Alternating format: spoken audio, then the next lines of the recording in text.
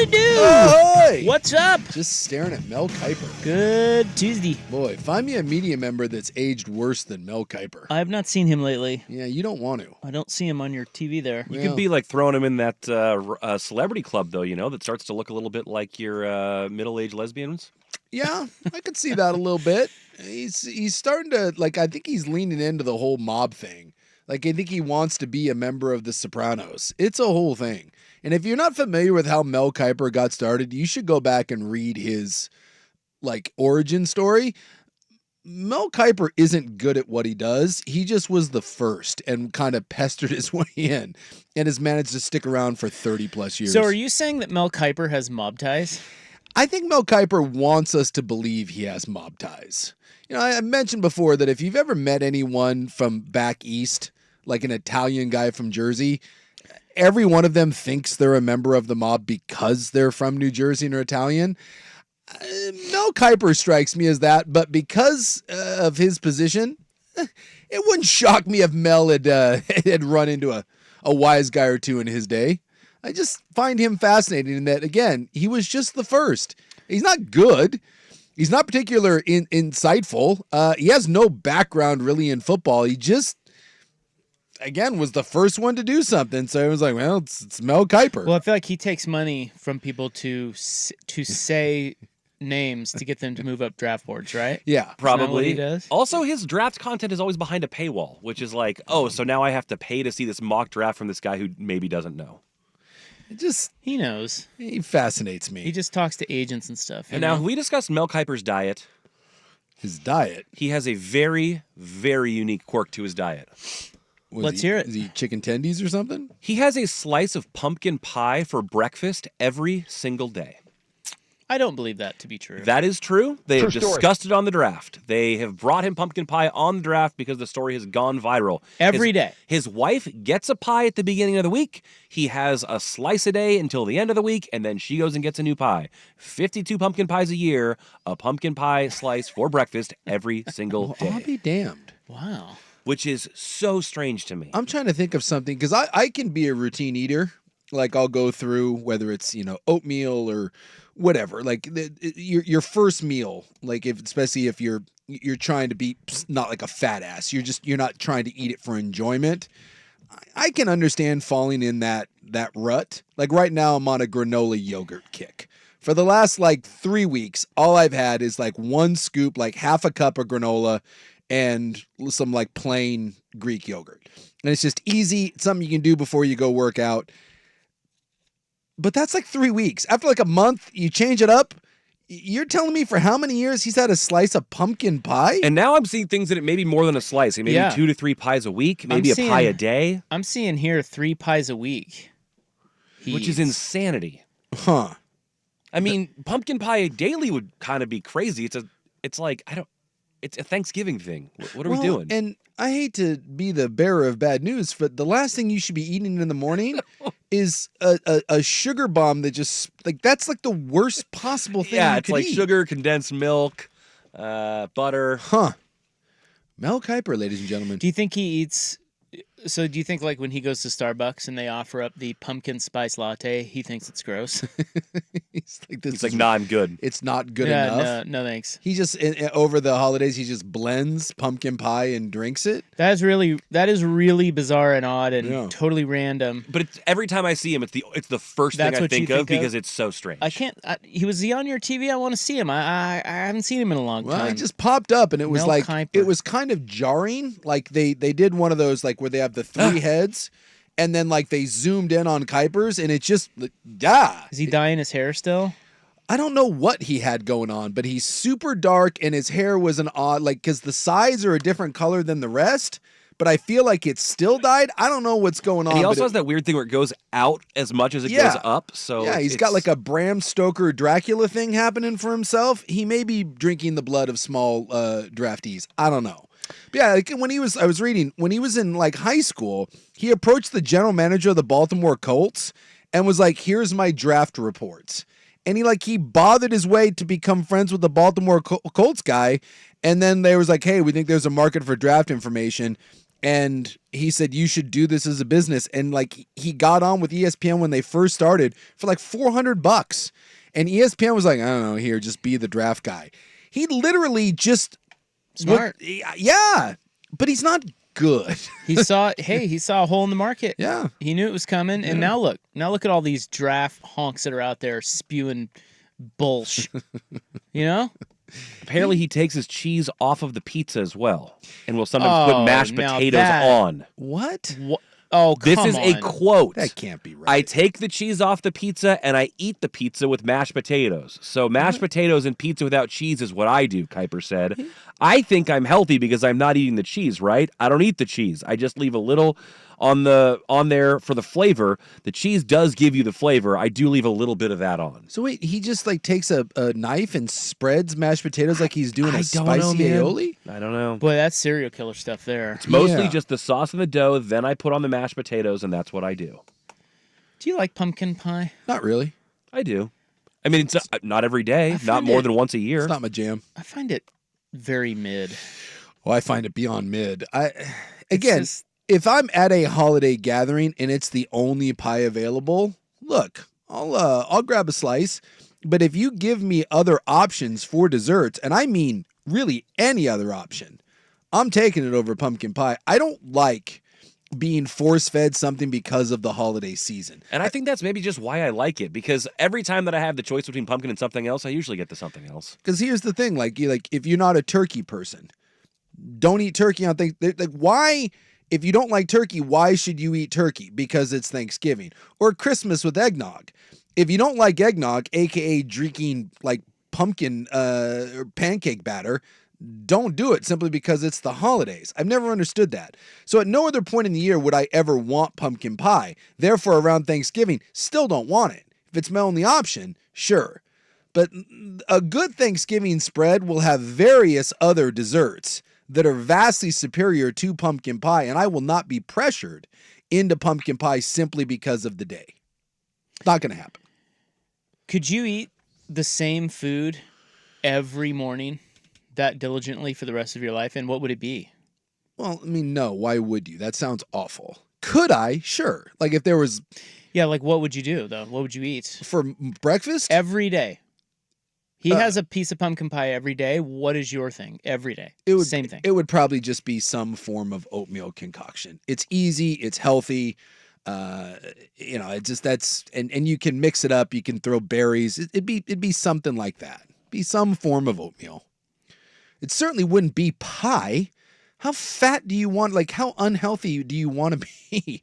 I wake up every morning right before I go try to be active, and I just wash my body over with a slice of pie. Sounds terrible. He's not that fat either, No. which is interesting. Yeah, He's it's gonna go odd. get him one of those Milwaukee butter hogs. It's possible that he's skinny fat. You ever seen skinny fat guy? Yeah. That's a little weird too. But how do you? I mean, how do you?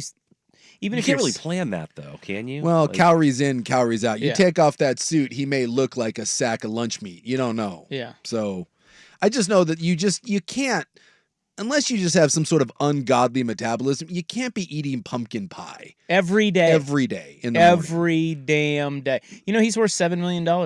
Yeah, he's just, That again, was hey, you know what? he's made a living. You can't knock the hustle, bro. No. He's out there getting it done. I just find him to be, I find him to be one of the more ridiculous figures that ESPN rolls out there, and that's saying something because they have a lot of those. Power rank the ridiculous figures. Well, Stephen A is number one, just because he just but that, at least this is my thing with Stephen A. Right, my difference between, dare I say this, I like Stephen A. Smith as a figure on ESPN more so than I do Mel Kiper, because Stephen A. Smith largely, unless it's the NBA, he tries to come across as an expert in the NBA, and I suppose he knows basketball. Like that's what he grew up covering. So I'll give him that. I suppose he seems to know the league, but on everything else, he just spews hot garbage, and that's his job, is to be an ass, to be controversial and just throw crap, stick against the wall, and do the "you don't want to make an enemy of me." It's asinine. But at least that's what he's paid to do. Mel Kiper, on the other hand, is paid to do a very specific thing. He is paid to give draft analysis. That is all he does. And I don't think he's good at it. I don't think he ever was good at it. I think he just kind of has faked it till he made it. Therefore, I'm going to go he more ridiculous than Stephen A, because at least Stephen A is kind of honest about what he is, which is just a blowhard, while Kuiper tries to pretend that he is some sort of NFL expert, and I find that to be ridiculous. All right, I'll rank them for you. I have the top 4 most absurd ESPN personalities of all time. Okay. Number 4, Mel Kiper. Yeah, Number 3, Chris Berman. Berman. He wasn't at one point, but boy, it aged poorly. Number I 2, don't think he's there anymore. Keith Olbermann. Yeah. And number 1, Stephen A. Smith. Yeah. What do you think of my rankings? Well, again, it wouldn't I be. just put that together right there off It, the top of my it head. wouldn't be my rankings, but I understand where you're Well, going. I asked you yours and you didn't give me one. Well, I gave you my 2. Smith and Kiper. Smith and Kuiper. Who else is on there? That are there, because you went all time. Yeah, all time. I was thinking who was just. Well, I don't even know who's there anymore. Like when Michael Irvin was there. Michael Irvin is high on my ranking. Like Skip. He used to be on exactly. Skip's worse than Stephen A. So if you're going all time, Skip is number 1. Colin used to be on ESPN. Skip is the most. I don't think he was that ridiculous then. I think it's more. Yeah. Skip's number 1 of all time. Again, he made his living off of calling Troy Aikman gay. Like, that dude is the definition of a troll. So if you're going all time, Skip 1 for me. Kuiper is probably 2. Stephen A is 3. That's probably my 1, 2, 3 of my all time. And at one point when Skip and Stephen A were working together, they were the bee's knees over there. And I think that's why a lot of people tune out, but it's also why, ESPN sticks around for a lot of people. Yeah, we all pretend that we hate that hot take crap, and I know we do, but a lot of people obviously digest it because it's what they feed you. They're experts in harvesting the low-hanging fruit. Yes. It's what they do, and the thing is, that's what most people can join in the discussion about. Because like Anthony Edwards has a dunk last night over Collins, and by the way, it was absolutely filthy. Savage. Just good Lord. Have you seen the photo of it afterwards? Oh, yeah. Like, Collins is like holding his head, Edwards is flexing over him, and then some dude from the Timberwolves is in the back, just like with the most, Macaulay Culkin, Home Alone, face. I mean, it's unbelievable. But like the whole debate, like today was like Anthony Edwards, like face of the NBA. It's what, because he threw down on John Collins. Yeah, he's been doing this, by the way. I mean, this one was incredible, but this isn't new for him. But they just throw out that crap against the wall, and people eat it up. Top 5 dunker of all time. Jim Rome back in the day, and I don't consume Rome anymore, but Jim Rome and the Chrissy Everett stuff, that was, he's embarrassed about it, but I'm sure ESPN got all hot and bothered because it was the story of the year. I still wish Jim Everett would have punched his dumb ass. And he stands there in front of him and calls him, Chrissy Everett. But that crap, we can say we hate it, but people digest it. I'm going to add a 5th. I'm going to go Kendrick Perkins 5. He's bad to me. I find put him on there. Beyond insufferable. All right, y'all. We are here for you. We want to talk sports, and I bet that's why you tuned in. So let's do it. Yeah, something like that. You guys ready? Yeah. The Final Four. I mean, the Final Four's here. The first final is tonight. Boy, we're just skipping right to the good stuff. Well, I think this is the good stuff. I mean, the first 4. Yeah. This Howard is the good against. Stuff. Wait, who's Howard playing? Wagner. Yeah. Or Wagner if you're one of the hot Wagner time. Colorado and UVA. Mm-hmm. Or no, wait. Colorado State. That's right. And UVA. The Rams are favored over Tony Bennett's Bucks. This Look out. right here is where the madness begins. Right here tonight. Tonight, the madness begins. All right. Let's get our poll question in coming up next. It's something I tossed out on the broadcast yesterday, and it has turned into a poll question. It was so good, so thought-provoking by me that I put it in the poll. We think.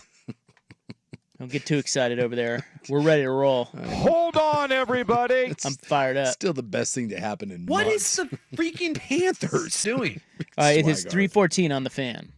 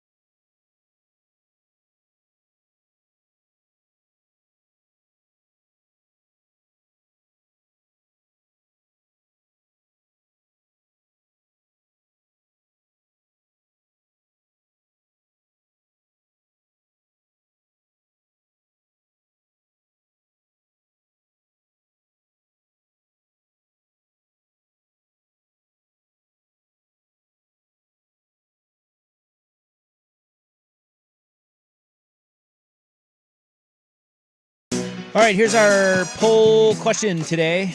It's on X at 1080 The Fan. If you don't follow us, give us a follow. You can get sports content there. It's brought to you by AAA Heating and Cooling, a family business helping families for over 60 years. AAAIAQ.com.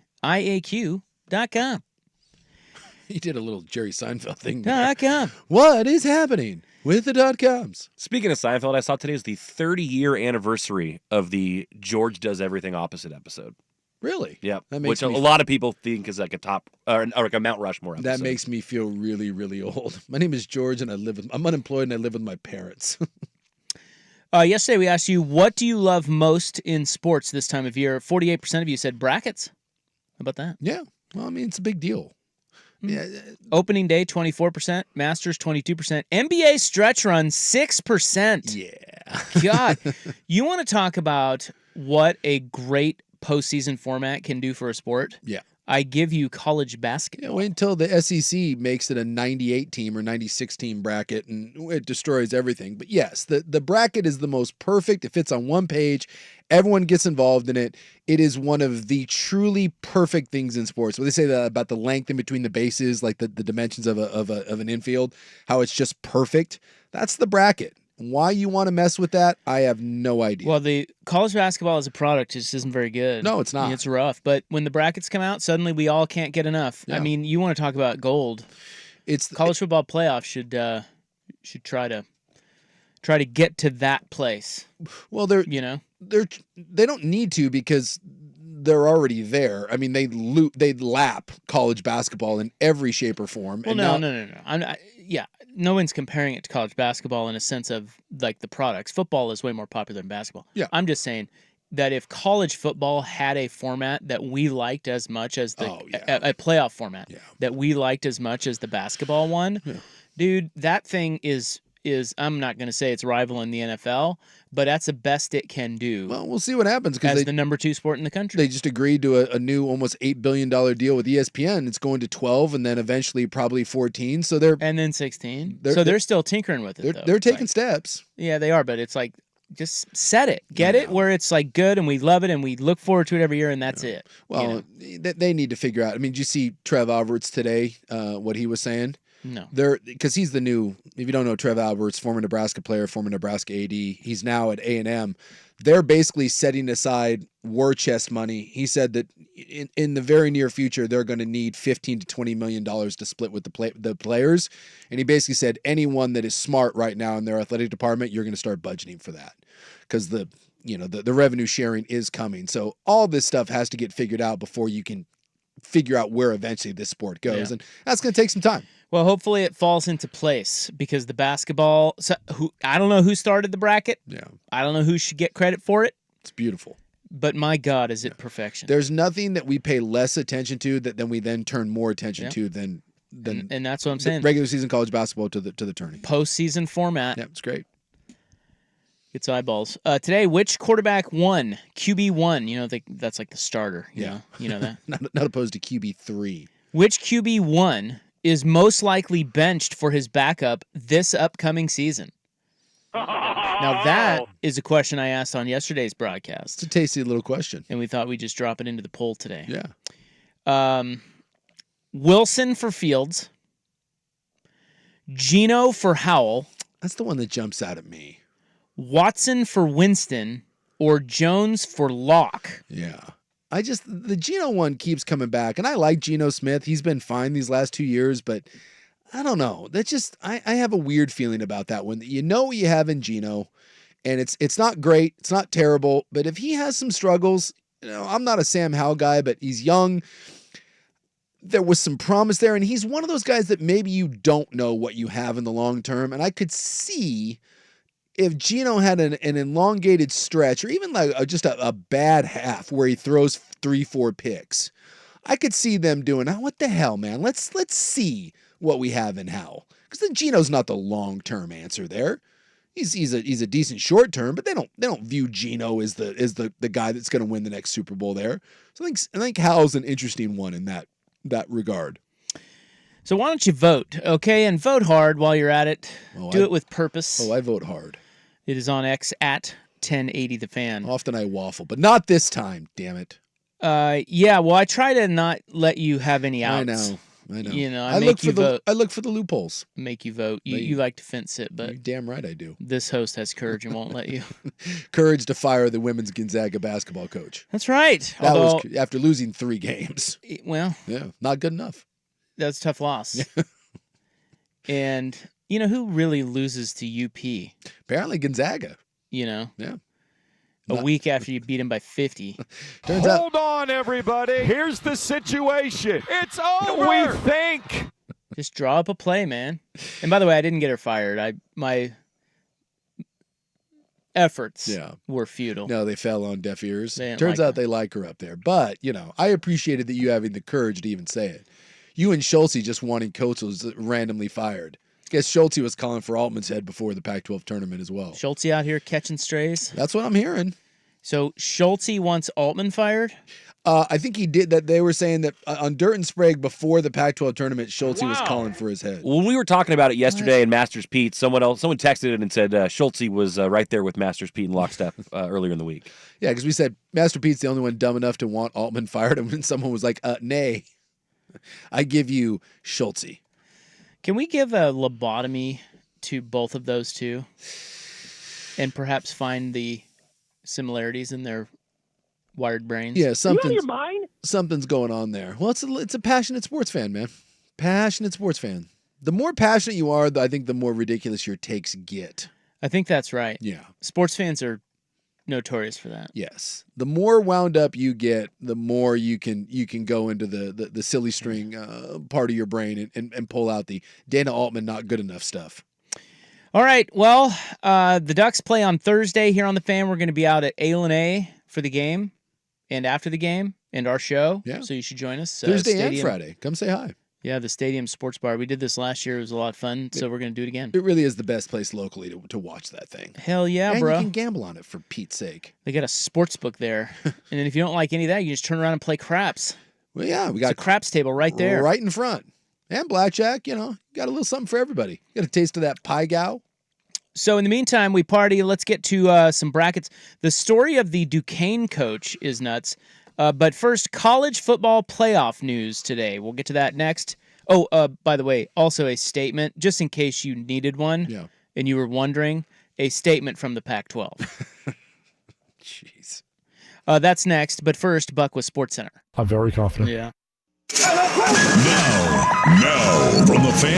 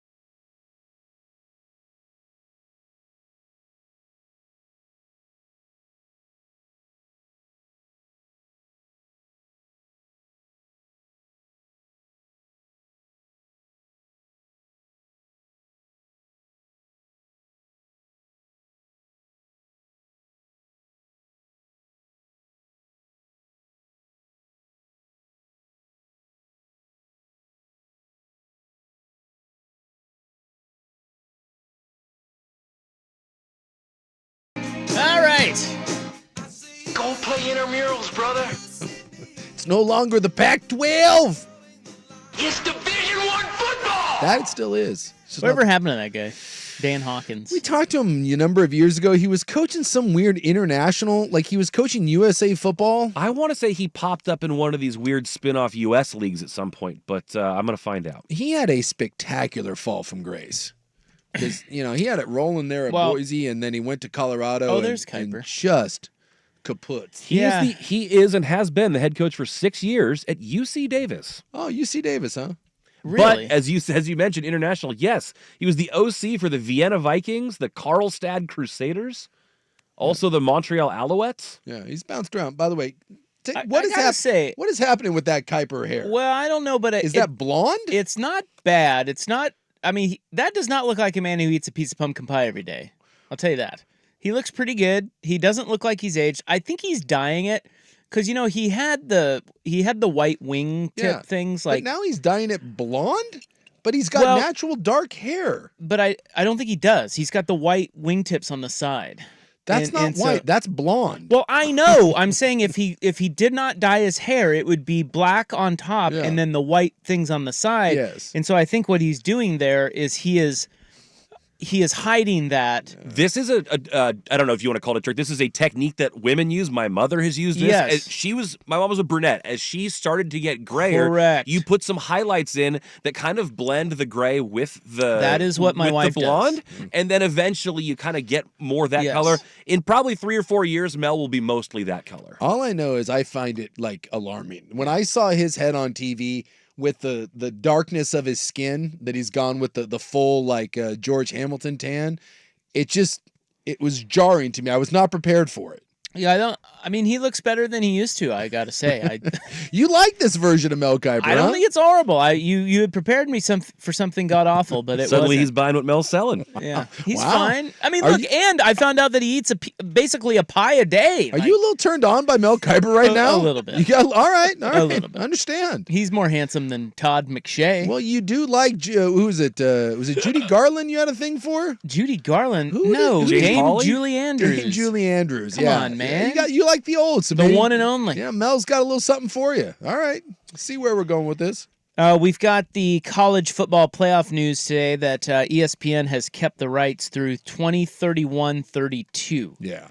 So ESPN has them through 2026. They have now signed a 6-year extension past 2026 to 2032. And they said that this was like in agreement like a month ago. ESPN was just waiting for them to kind of get their S together and finalize the format. Well, I don't know who else was even in on the bidding. That was the thing, is that ESPN was trying to posture a little bit and saying, hey, we can take the offer off the table. And then the idea was maybe Fox would get involved in it. But no, it wasn't going anywhere. It was just ESPN rattling some sabers a little bit. And now you got, at least for the time being, you got the 2 years of the 12, and then it's going to go to 14.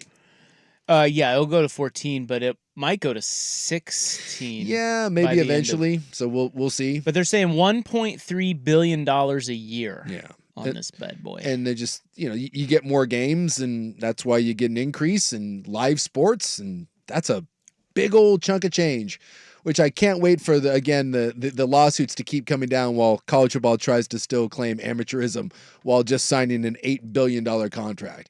But I do enjoy that most people involved in the NCAA are not trying to do we're amateurs and this isn't about money. They're just trying to find a softer landing spot for it. Because once you start signing $8 billion contracts, it's kind of it's funny to see out the window how the rhetoric has shifted. Yes, they're no longer doing the student athlete thing. They're just like, well, let's.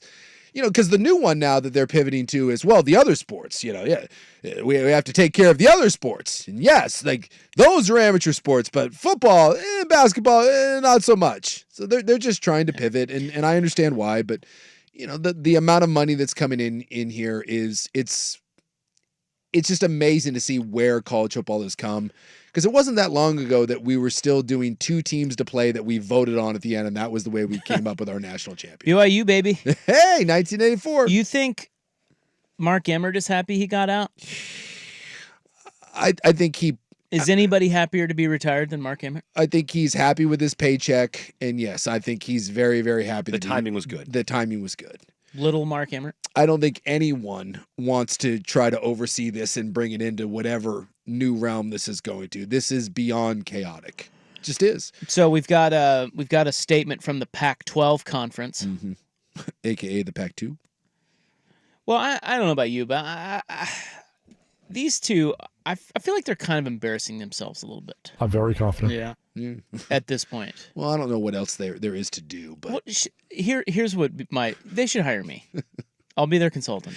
So you're doing. So I mean, you got a lot of hats. A lot of irons in the fire, but I can do it. Okay. And here's all they need to know. Yeah. Here's all I would tell them. Thank you for having me here. Do you have any coffee? Black, please. Thank you. Here's my advice to you as your advisor. Shut up.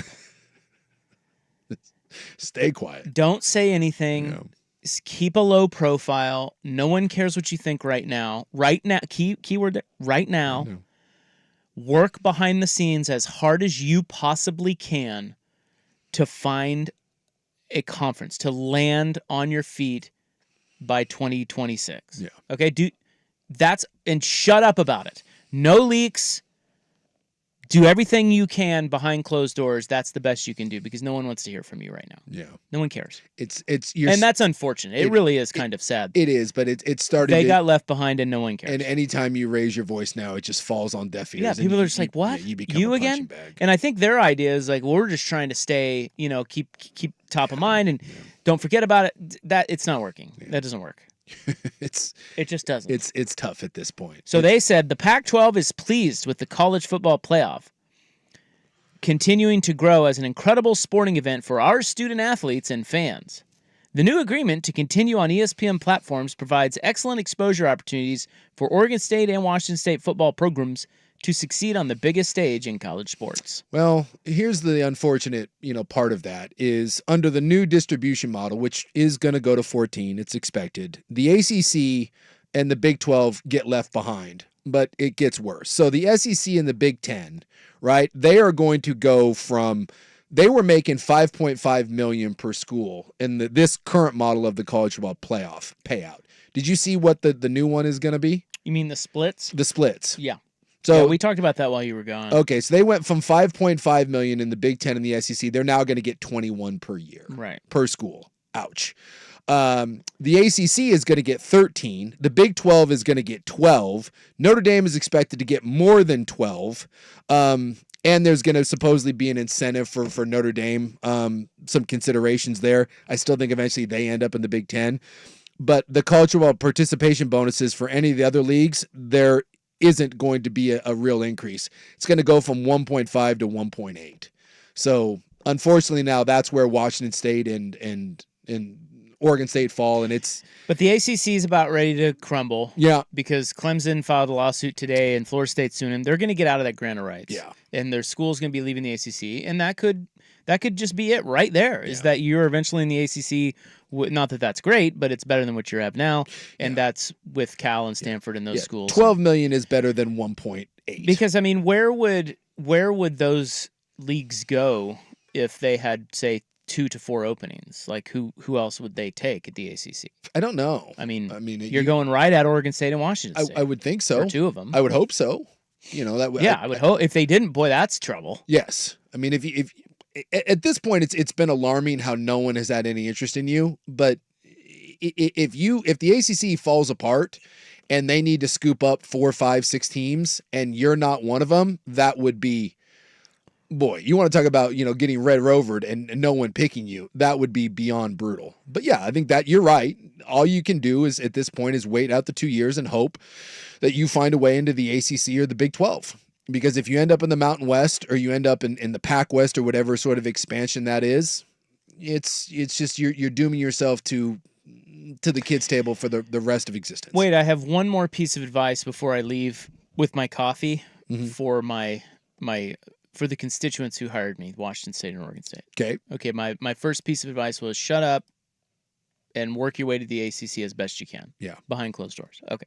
Second piece of advice, call the Saudis. Oh, I like that. They've got a lot of money. Yeah, the Saudis have been trying to get their hands into American sports. Call the Saudis, man. Yeah, that could flip the script on this whole model.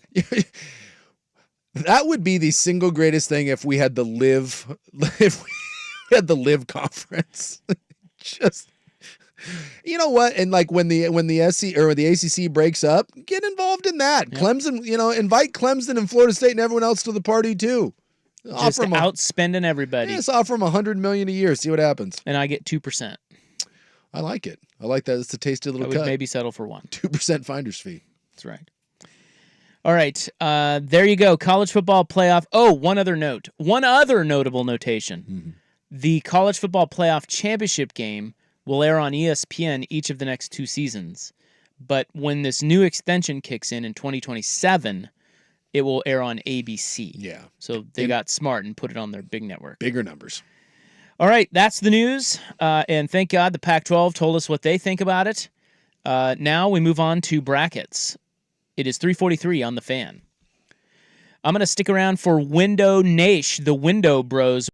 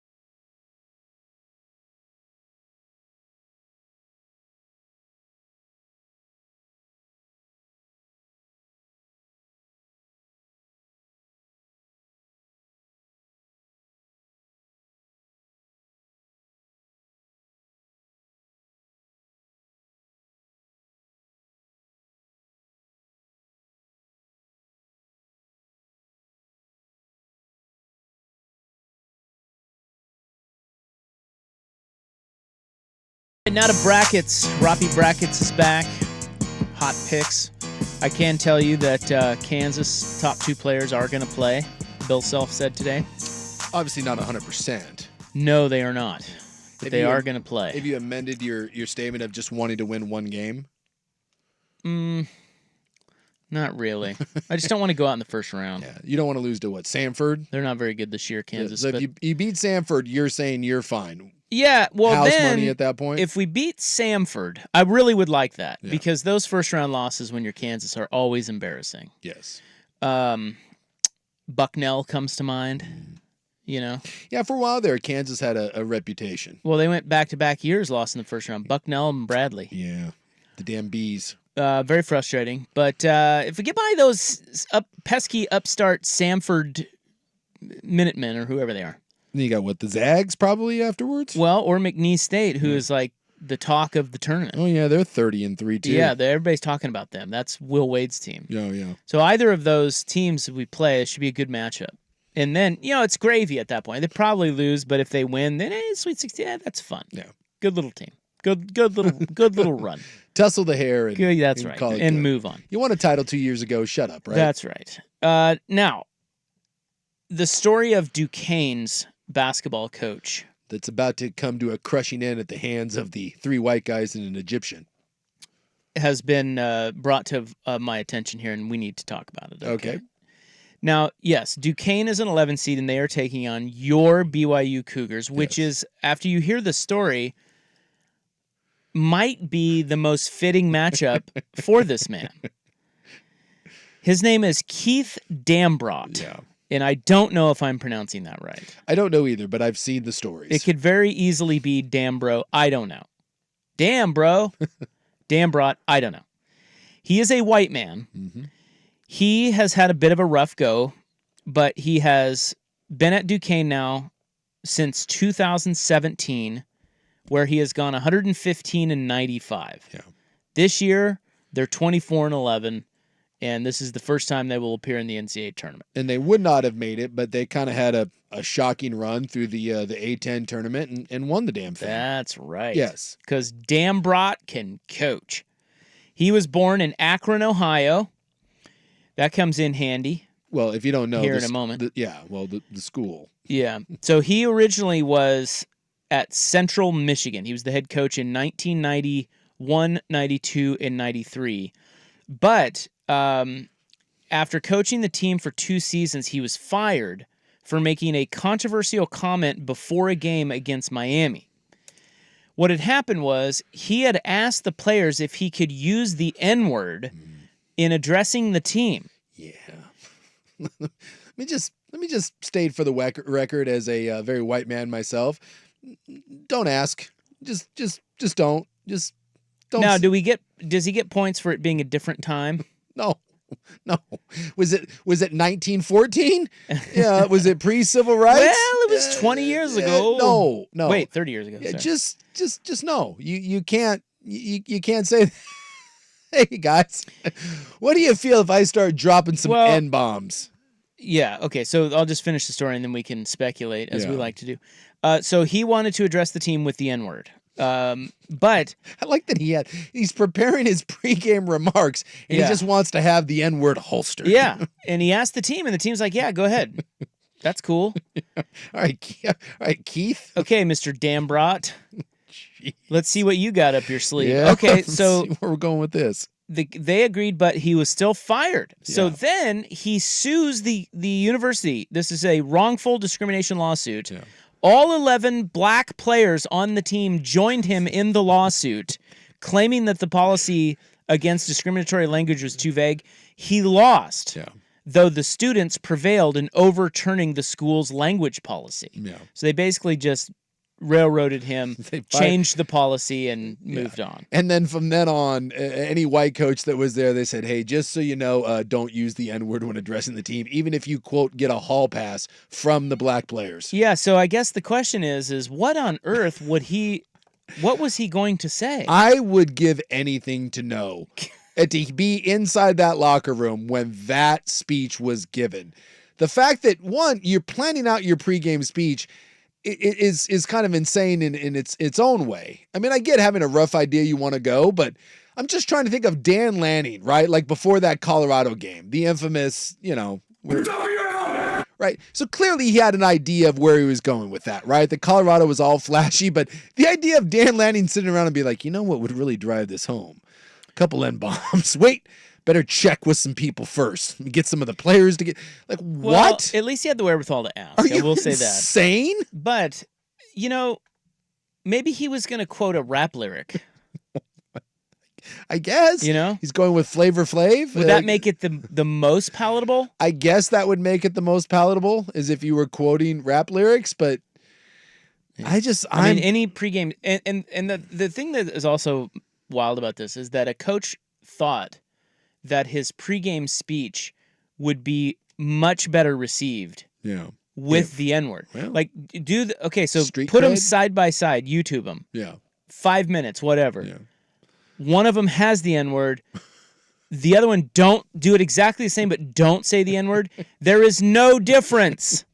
Why do you have to say the N-word? What are you doing?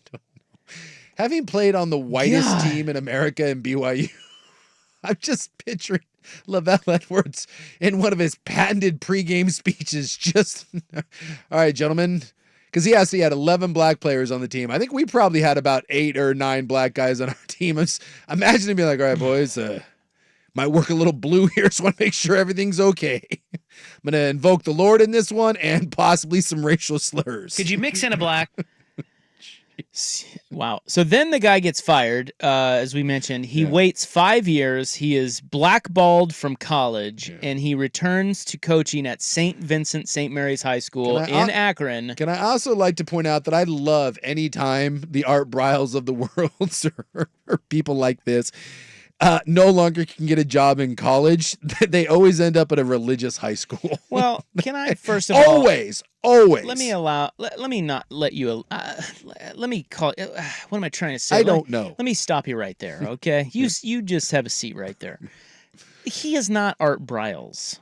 Okay, come on. I'm not saying he is. You just did. No, I said every time someone gets blackballed. You said the Art Briles of the world. He's not as bad as Art Briles. I'm not saying he was. Did Art Briles get blackballed from college football? 100%. And should have. And where did he end up? I get what you're saying. A religious high school. These two guys are different. Anytime someone gets blackballed from college athletics, they always end up at a religious school. It's the weirdest thing. I don't know what it is. There's always a saint in front of it. And they're like, well, second chances. The second chances and the Lord forgives. So come on down to St. Vincent, St. Mary's. And if you can, let's keep the slurs to a minimum. Maybe just do some bigotry stuff. We can attack the Jews for a while. Well, he is Jewish. Oh. I would like to point out. Well, then, so he ended up at St. Vincent, St. Mary's. Okay, so he happens to go there and be their coach. Remember, he's from Akron. Yeah. And he inherits LeBron James. That helps. So he goes 69-10 and wins 2 state titles with LeBron James. Helps. So that's the story. Oh. Yeah, that's it. That's not. Well, now he's at Duquesne, but but he went to Akron and then. But Duquesne. I guess his dad coached at Duquesne, and his dad was like it's his whole thing is he promised his dad that he would bring Duquesne back to prominence, and now he's retiring. This is it. Yeah. He's going out on top. Is it really on top? Well, it's the first time they made the tournament in God knows when. An 11 seed. Well, he made the tournament. He's bowing out. He feels like he I don't know. He made the promise to his late father, who that's where he grew up coaching. It's kind of like a homecoming done good and tip of the cap. All right. The LeBron James thing is pretty interesting, though. I mean, of all the schools that you could fall into, having LeBron, let me ask you the question. Could you have done the exact same thing as the coach of St. Vincent? I think I would have won more games. Are we a little upset that he lost 10 games with LeBron James? Yes. I would have had Bronny under my thumb. He would have been in control. Well, Bronny. Did they call him Bronny? I don't know if they called him Bronny. What they called young LeBron? I think he was the chosen one. It's tattooed on his back. King James? Yeah, King James. The king. Which one is more absurd to crown yourself, King James or the chosen one? Because both tattooed on his body. King. King? Yeah, get out of here with that. You ain't no king. Well, he's King James. You gonna question the tattoos? So anyway, yeah, that's the story of Keith Dambrot. Oh, and LeBron James did say that he wasn't racist. So yeah, he's probably not. But I don't know what he was thinking. Like, has he ever explained that? when I saw the story going around, what was he thinking? I tried to look into it to see if this speech was ever given, and I couldn't find anything on it other than he asked to use the N-word. Yeah. But the players all backed him in the lawsuit. So. Yeah, 11 of them. I mean, it's, he can't be all bad. Well, no. And now look. By all accounts, like the players on this team loved him and the university loves him. Well, I can tell you this. I will be rooting for Keith Dambrot. That hurts. And the Duquesne Warriors. That hurts. Against the BYU Cougars. That's because BYU... I tried everything. We played 4 white guys and an Egyptian. I guess Kansas plays if you can't beat us, root against us. No, just a better story on the other sideline. That's what the tournament's all about. You do the little features. What, 4 white guys and an Egyptian isn't a better story? BYU's not that interesting. Come on. I watched them play a couple times. Yeah, while we were smacking around Kansas. It was a nice win. Yeah, 1-0 against you guys. Should probably hang a banner. I think we probably will. Look, it's tournament time. We all know what's happening to BYU, all right? They're going down. They're going down. Yep. This guy's going to get his 100%. His moment. Yeah. Yeah, look. And maybe even make the Sweet 16. When in doubt, bet against BYU in the tournament. Even I know that. All right, more brackets next, and then Netflix has a new football reality series coming. We'll tell you about that coming up next hour on The Fan.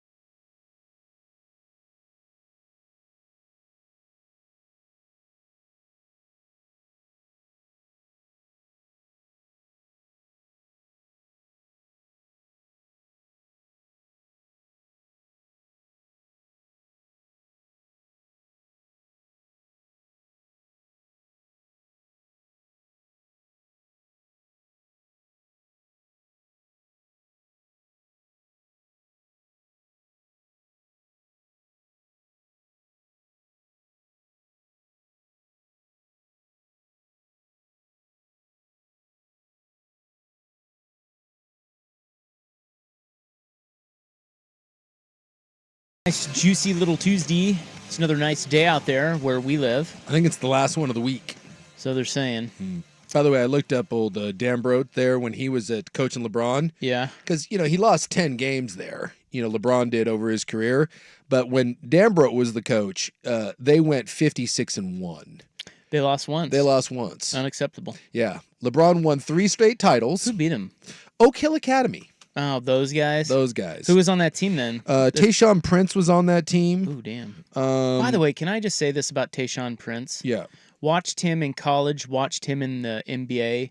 One of the most underrated basketball players we've seen. Yes. He personified length. He was so good. He was one of those guys that for a long time you always wanted, like you wanted your team to trade for him. And he's like a Rudy Gay type. Yeah, he was just good at everything. Yes.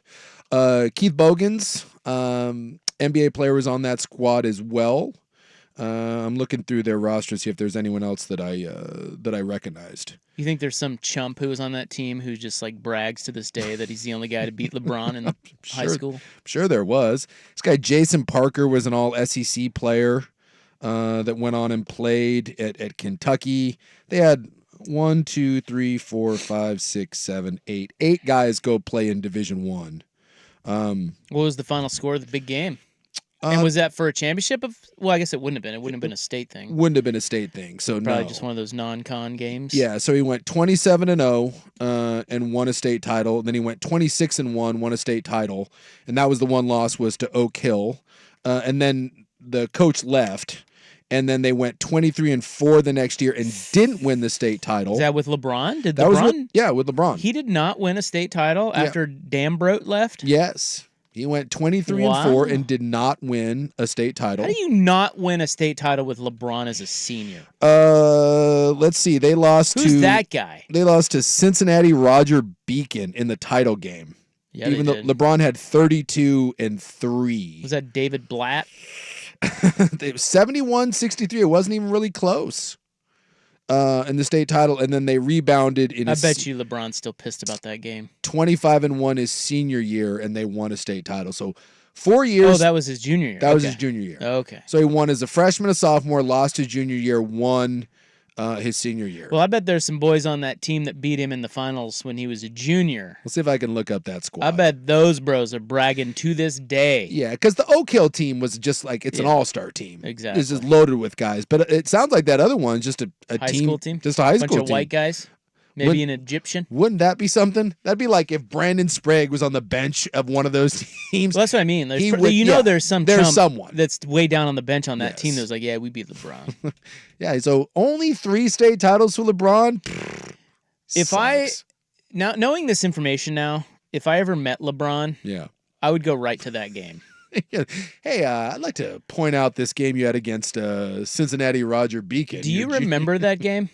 I bet you he does. Oh, guarantee, dude. I bet that's of all the ways to fire him up. Poke that. That would be one of the top 3. I bet.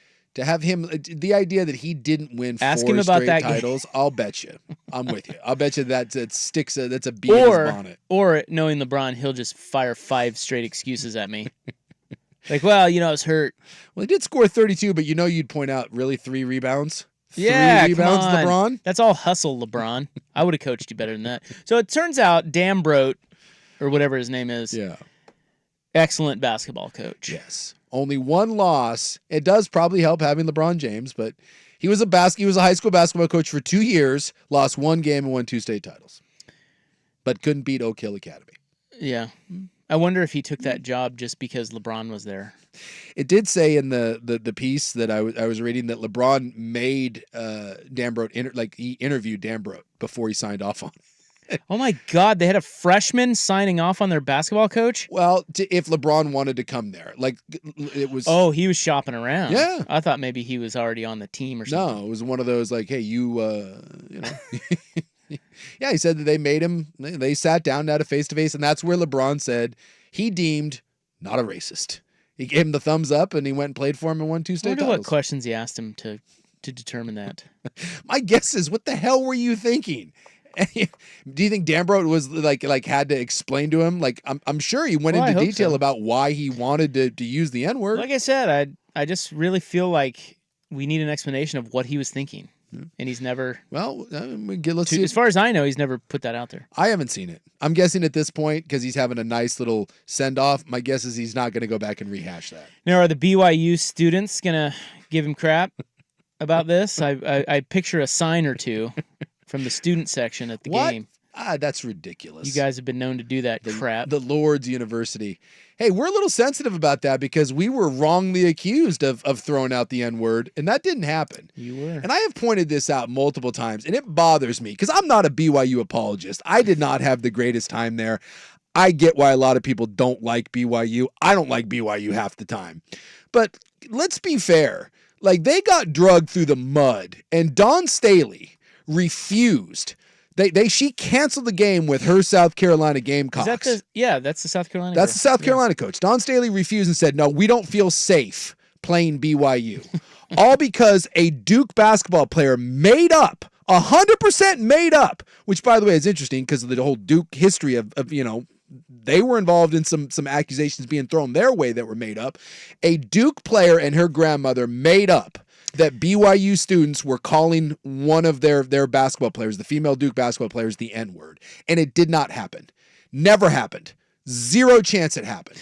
And there zero chance. Get out of here with chance. Zero chance. Look, I'm not saying it happened, but I think what makes this story makes a lot of people go, whatever, is that it didn't happen. I know, but it wasn't a stretch that if it did. So, see, that bothers me immensely. But it's true. But you're saying it didn't happen. I know. I'm not saying it did. And yet you're like, I could see it happening. And look, yes. I understand that because of, again, BYU, the whitest school ever. But to say that makes it okay for a player and her grandmother to make something up, and Dawn Staley and no one else ever apologized. No one covered it. No one reeled back the story. They just let that dangle out there. And that is horse crap. To say that an entire university and a team and a bunch of players and their students are a bunch of racists because they threw out the N-word when it was made up, no other school, not one other school would have stood for that. This non-apology and just having it been shoved away. But because it was BYU, everyone was like, oh well. And Dawn Staley got away with that. And to this day, I have no respect for Dawn Staley because she never apologized. She just went down the road of, we don't feel safe. Well, you don't feel safe because someone made something up. That's horse crap. Well, no one's saying it's okay. It doesn't make it okay. But, I mean, come on. You even said it. It's like... Yeah, when it came out, I'll admit, I was like, oh, boy. Exactly. It wasn't exactly that. And that's why I think it has less teeth to it being wrong. You know what I mean? That's why. See, but I think it's actually, to me, I think it makes it worse. Because when you have a group of people that already get labeled as,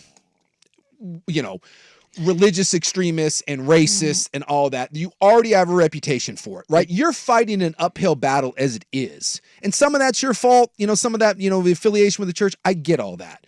But when that's already a reputation that some people find unfair, and then you take false accusations and you throw wood on that fire, and it only stokes that further, because people don't remember that it turned out to be horse crap and that it was made up.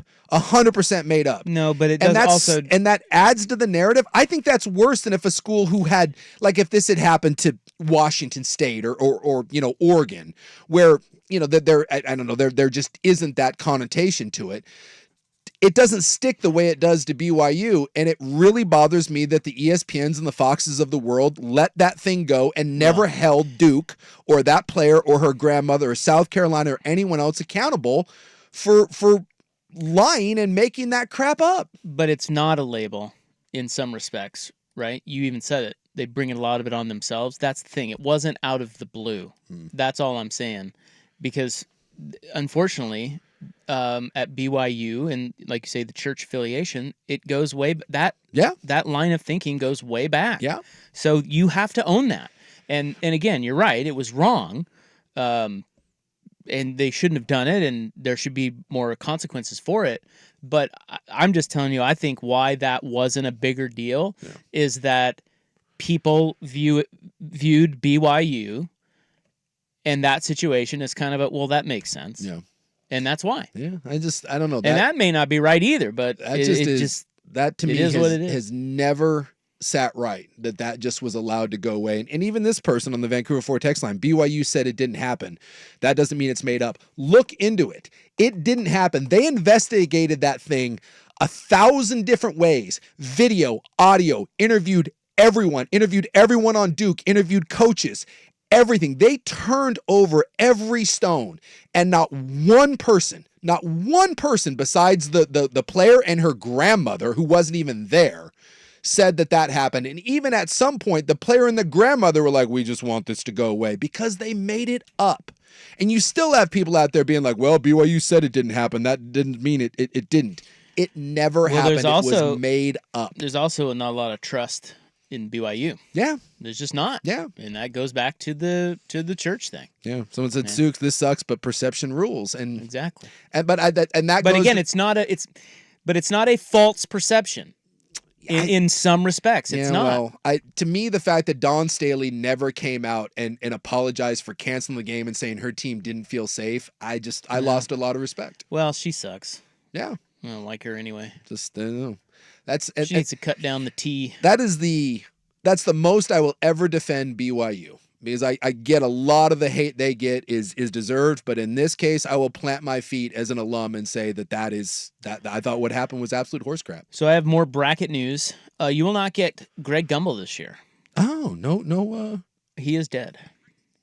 What? No, I'm just kidding. It's like, what happened to Greg Gumbel? No, he is going to miss the tournament. Oh. He has family health issues. So you will not get Greg Gumbel. Not his health issues, though. No, it just says family health issues. So I don't know what that means. It could be a wife, daughter, who knows. But that guy, I forget his name, but there's a young, handsome lad guy that will be filling in. And will never relinquish the role. Probably not. I'd be like, you're too handsome. That's probably the last you've seen of Gumbel. Although Gumbel is kind of synonymous with this tournament. Yeah. You know, him and Craig Kellogg. Yeah.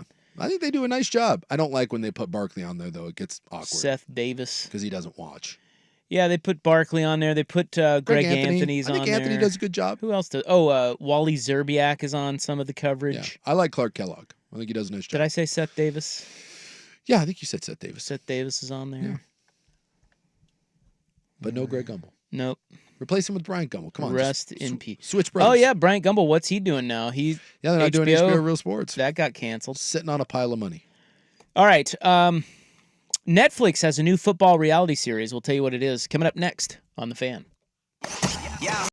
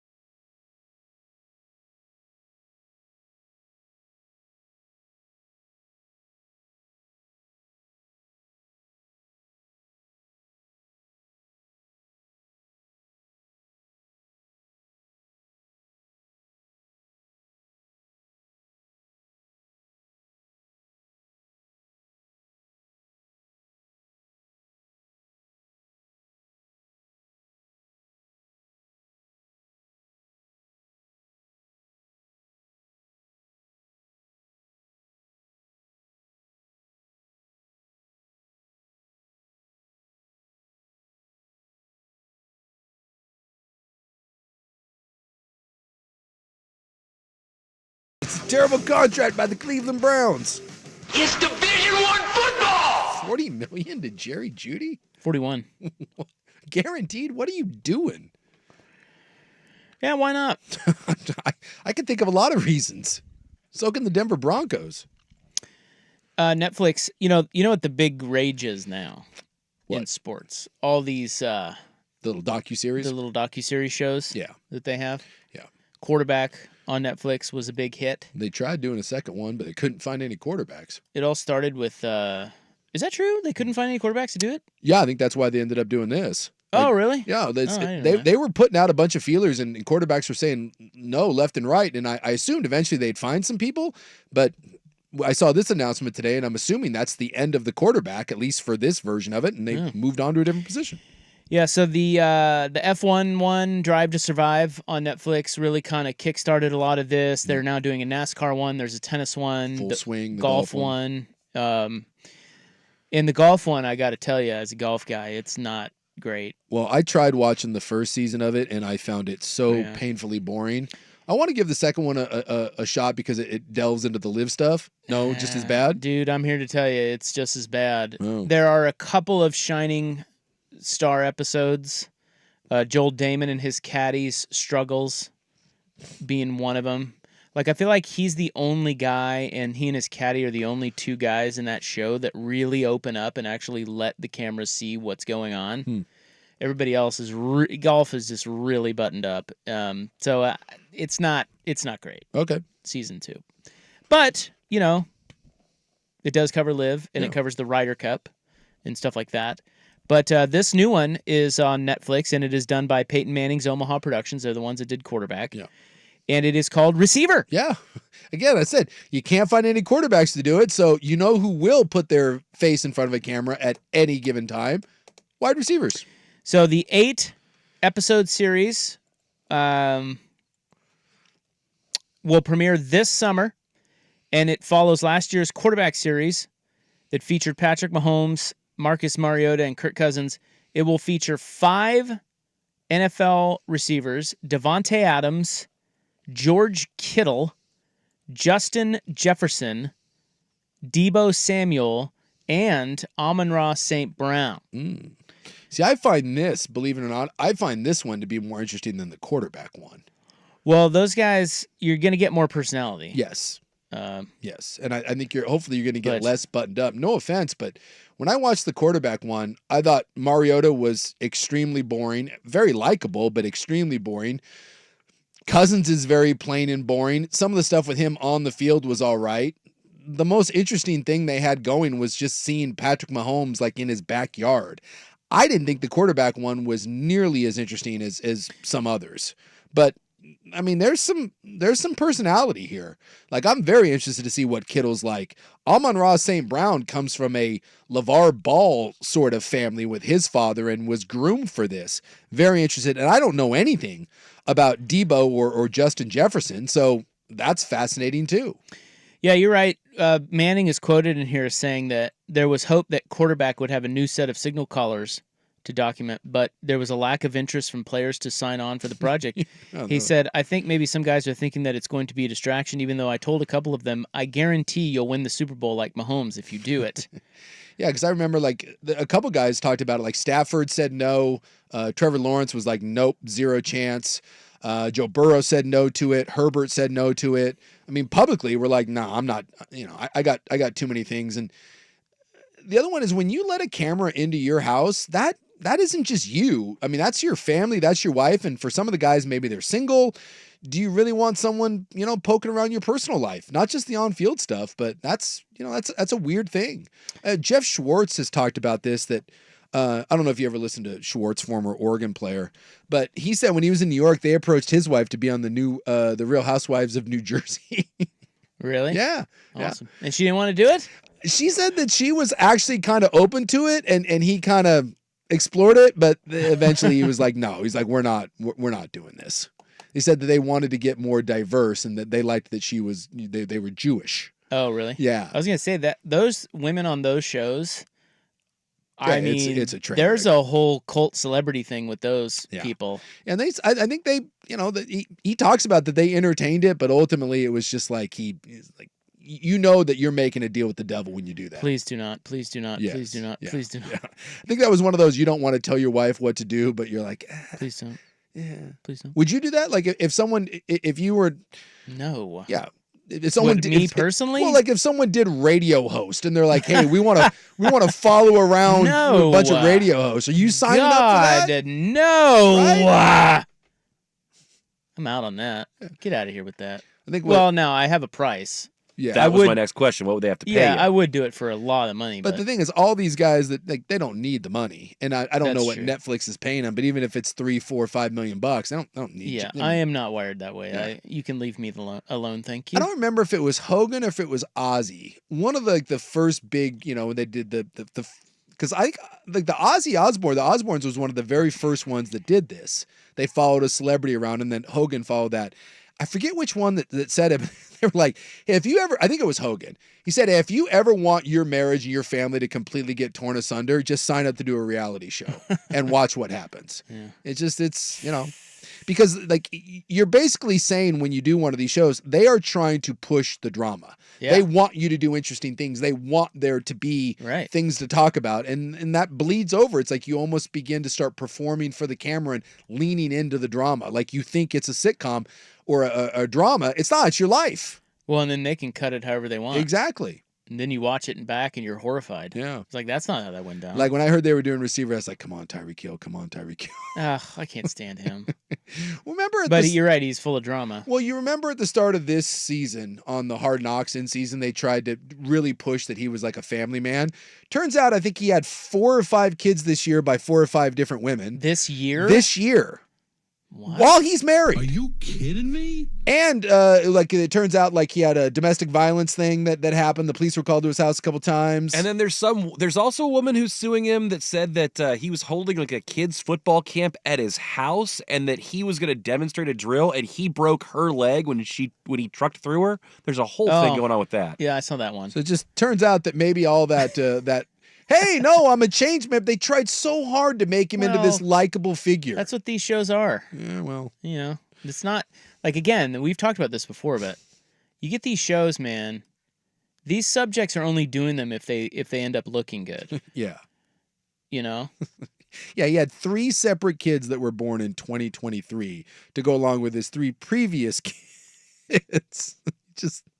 Yeah. So as long as you understand it's from their viewpoint. Yeah. Which is like, it's like old Shay, it's like alternative truth. It's like my truth is, this is not the actual truth. This is just how I spin it. Yeah. And you're going to love it. Yeah.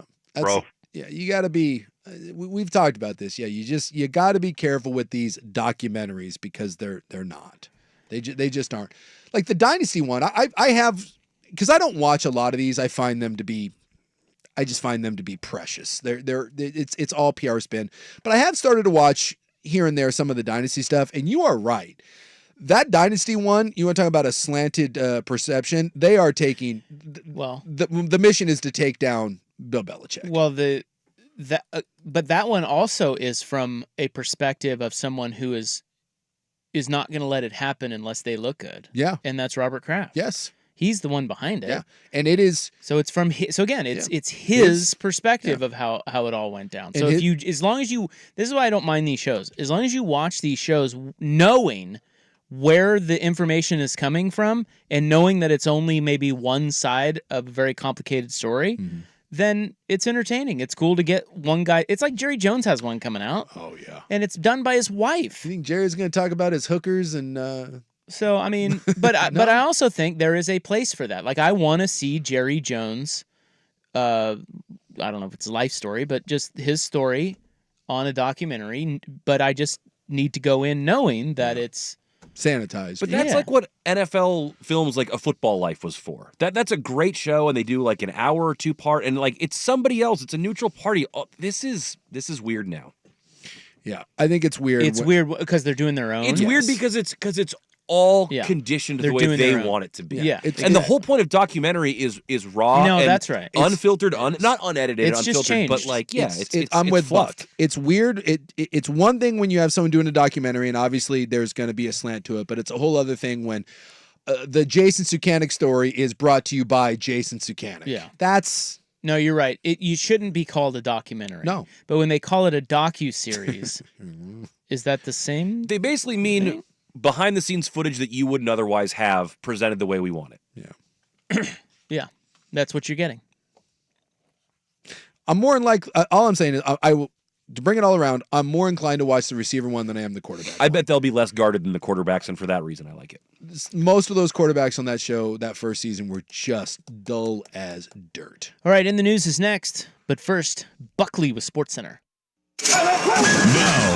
Now, from the Fan Sports Desk, a SportsCenter update on 1080 The Fan.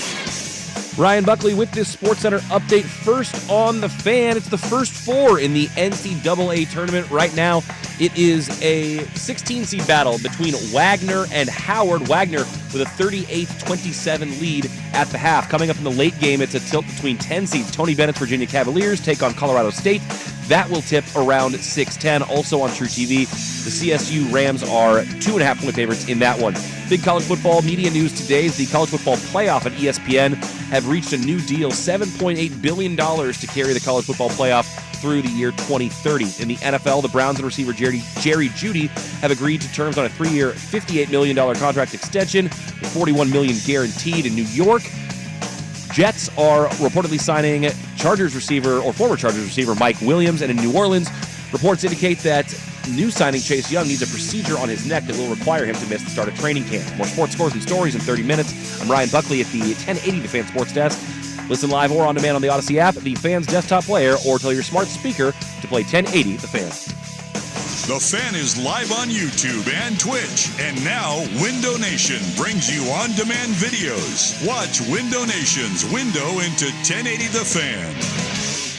Steakadelphia now has 2 locations for you to grab a crazy good cheesesteak full of cheesy goodness. So tell a friend to tell a friend, or take a friend. Steakadelphia, Southeast 59th and Powell in Portland, and our new location at Canyon Road and Southwest 103rd in Beaverton. Suk here for Crunch Fitness, where you'll find top-of-the-line equipment, innovative classes, and no judgments. Now through March 20th, get started with $5 enrollment, your first month free, and memberships as low as $9.99 a month. Join Crunch today in Portland, Vancouver, or online at crunch.com. If you're a pro and flooring is your game, we'll help you win it. Because at LL Flooring, all we do is floors. You want decor?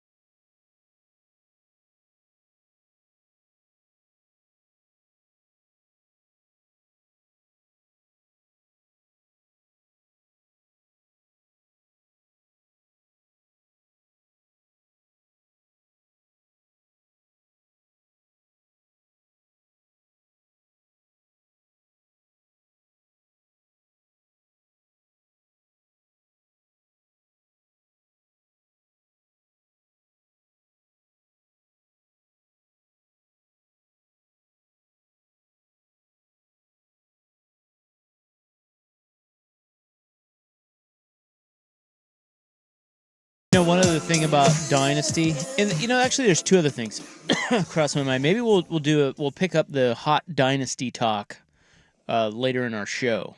I'll drop it in the notes because I thought of two things. That I thought of a few things. There's a first time for everything, and I was walking to the bathroom thinking about Dynasty, the Patriots documentary, and there's a couple things that could carry that discussion further. So let's, but in the interest of time, we'll do that later. There you go. We got a lot of seggies coming up this week. So right now, it is March 19, 2024. It's time for In the News. I'm your noted newsman. Hello. Thank you so much. Thank you, ladies. Everyone, calm the hell down. Calm down. Sit down! Man. It is the spring equinox. Oh, so we're through winter now officially. I do believe that's what that means. I would assume. Otherwise, what's the point of having a spring equinox? Yeah, so I don't really know, but I think it means like you're like, I don't know. I don't know, like something has to do with the sun and the equator. Is El Nino involved? Look, it's getting warmer, right? Sunnier, yes, Spanish longer. for the Nino. Well, yesterday they said was the hottest March 18th on record in Portland history. Ooh, look at us. It was lovely outside. That doesn't bode well. Today was lovely too, but then the rain's supposed to be back tomorrow and all week. It is also International Astrology Day. Jeez. Do you love astrology? I cannot tell you the number of times that I've had to sit there and listen and pretend that I give two rat S's about astrology because you're trying to see some up tops. What's your sign? What are you? I used to be a Sagittarius, but then they came up with that new one. Like there's a 13th one now. I didn't know that. And I'm in whatever the hell that You're thing is. You're a Capricorn, I thought. No, Sagittarius. Sagittarius? But it's not even like that's not. Like I said, there's another one now. They added a new one and it's split December and I'm that thing. But under the old one, I'm Sagittarius. When were you born? When was your birthday? 17th, December 17th. Yeah, it says Sagittarius. Yeah. There is a great clip out there of I forget what it's a celebrity gal. It's a celebrity hot. And she's interviewing Master of the Stars, Neil deGrasse Tyson. Mm-hmm. And she asks him if he has any sort of, does he believe that can have any sort of effect on our mood or whatever? And he just eviscerates her in the most, but he does it in a very polite, academic way, and it's amazing. It's incredible. I don't mind when other people are into it, but when it's like oh man, yeah, that's such a Libra move. You're like, I just cringe. Are you a Libra? No, I'm an Aquarius. I just threw out a random sign. Oh, an Aquarius. He also brings up the fact that when all that stuff was around, it's like we didn't even believe at the time that we went around the sun. That's how stupid it was. But as an Aquarius, Buckley should be a humanitarian. Okay. Creative, independent, unpredictable, intelligent, and stubborn. See, I don't know. I don't know. Well, certainly not intelligent. Hey, that was the one that was right. Boy. All right. The dude who killed another dude via stabbing. Narrows it down. This happened on Friday. Is that on the bridge? Steel Bridge. Yeah. Or near the Steel Bridge. The Esplanade or whatever they have over there. Yeah, my gal was running over the bridge like the day before, and now she's very freaked out that she's going to get shanked while running. Well, it was two guys in a bit of an altercation. And that's what I told her. I said, this was not just some random. I guarantee that something went down. And the one guy stabbed the other guy in the leg. And the guy who got stabbed ended up dying. Well, that's the thing is like people always think that getting stabbed or shot in the leg is like no big deal. But one of the major arteries runs right through that leg. And if you nick that old femoral artery, thanks for coming. Bye. Yeah. Yeah, the whole shoot me in the leg thing, no. Hard no. What was I going to tell you? What was the confrontation over? Yeah, they don't know, but so this dude has been released from jail, the killer. Really? Yeah, they put him out on the street today. That seems... And said, bye! Seems wrong. Yeah, so the media is saying, hey, what's up with that? Yeah. Ooh-wee. By the way, that's the best reference you've had in months. I love that SNL. What up with that? What up with that? And then we need Jason Sudeikis out in the tracksuit doing the Running Man. God, that's amazing. So they don't know, but the same dude they said stole an ambulance while under the influence in 2022 and evaded la policía. Wait. So they put him out on. I don't know. It's weird. That can't. It's a very Portland thing. That can't be real. He's out. So a man. Yep, he's out. So you just kill someone with a knife. Correct. And then we're like, nah, no big deal. Well, I don't know that they're saying no big deal. I would imagine that's not how that went down. It feels like it. I guess they let him go. I don't know why. Jeez. I'm trying to get his name here. You know the sad part is, does anyone not believe that this guy is going to do something horrific while he's out waiting to stand charges on murdering someone? His name is Noor, Noor, Bahij, Baheej. Gravy. Beej. So they said Awesome. okay, no, they did reply to this in the latest story they've updated. It said the DA's office said there was insufficient evidence to issue criminal charges against him. What? But there is video evidence Of him stabbing? which they believe will shed more light on the case. So it's open case. Hey, I'm sure once we have the evidence, I'm sure it's going to be really easy to round him up. Cool. But you know he did that as. Cool rules, everybody. Oh, 100%. Your new hero should be our governor, Tina Kotek. We haven't come up with a good Tina Kotek. Like Shutdown Brown was fantastic, and we just... Tear gas Teddy. Yeah, I mean, we had such good ones for a while, and now I just don't feel like there's a lot of stuff that goes with Kotek. But I would like a good nickname. Tina. Yeah, I need something for Tina. I'm surprised Trump doesn't have something yet. I know. Right. I know. Well, Trump doesn't really have any use for us up here in the left. Probably not. Yeah, I was but gonna say we'd be an easy nail for his hammer. They you know? haven't crossed paths, but yeah. when they do, you know he'll come up with something. Oh, 100%. You know, he started calling himself Honest Don now.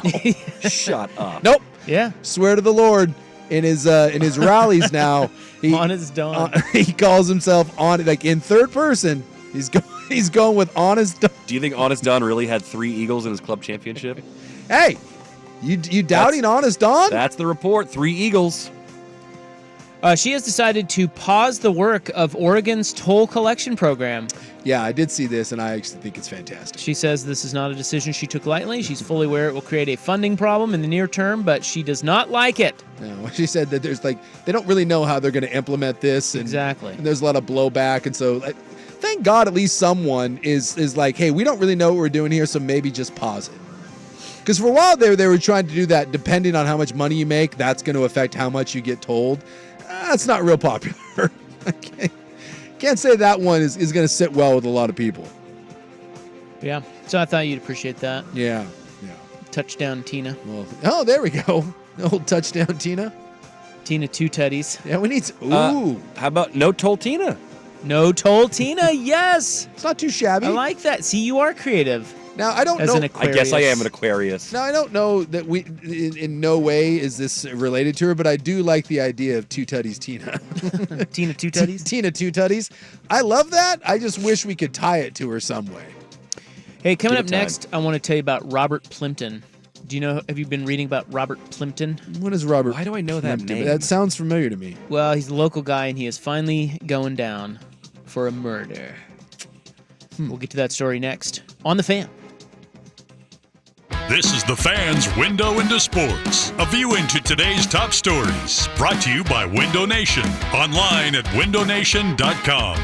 Another turnover for Utah. Edwards gets it back and threw it down and one from the rafters. Yeah, that was a hell of a dunk last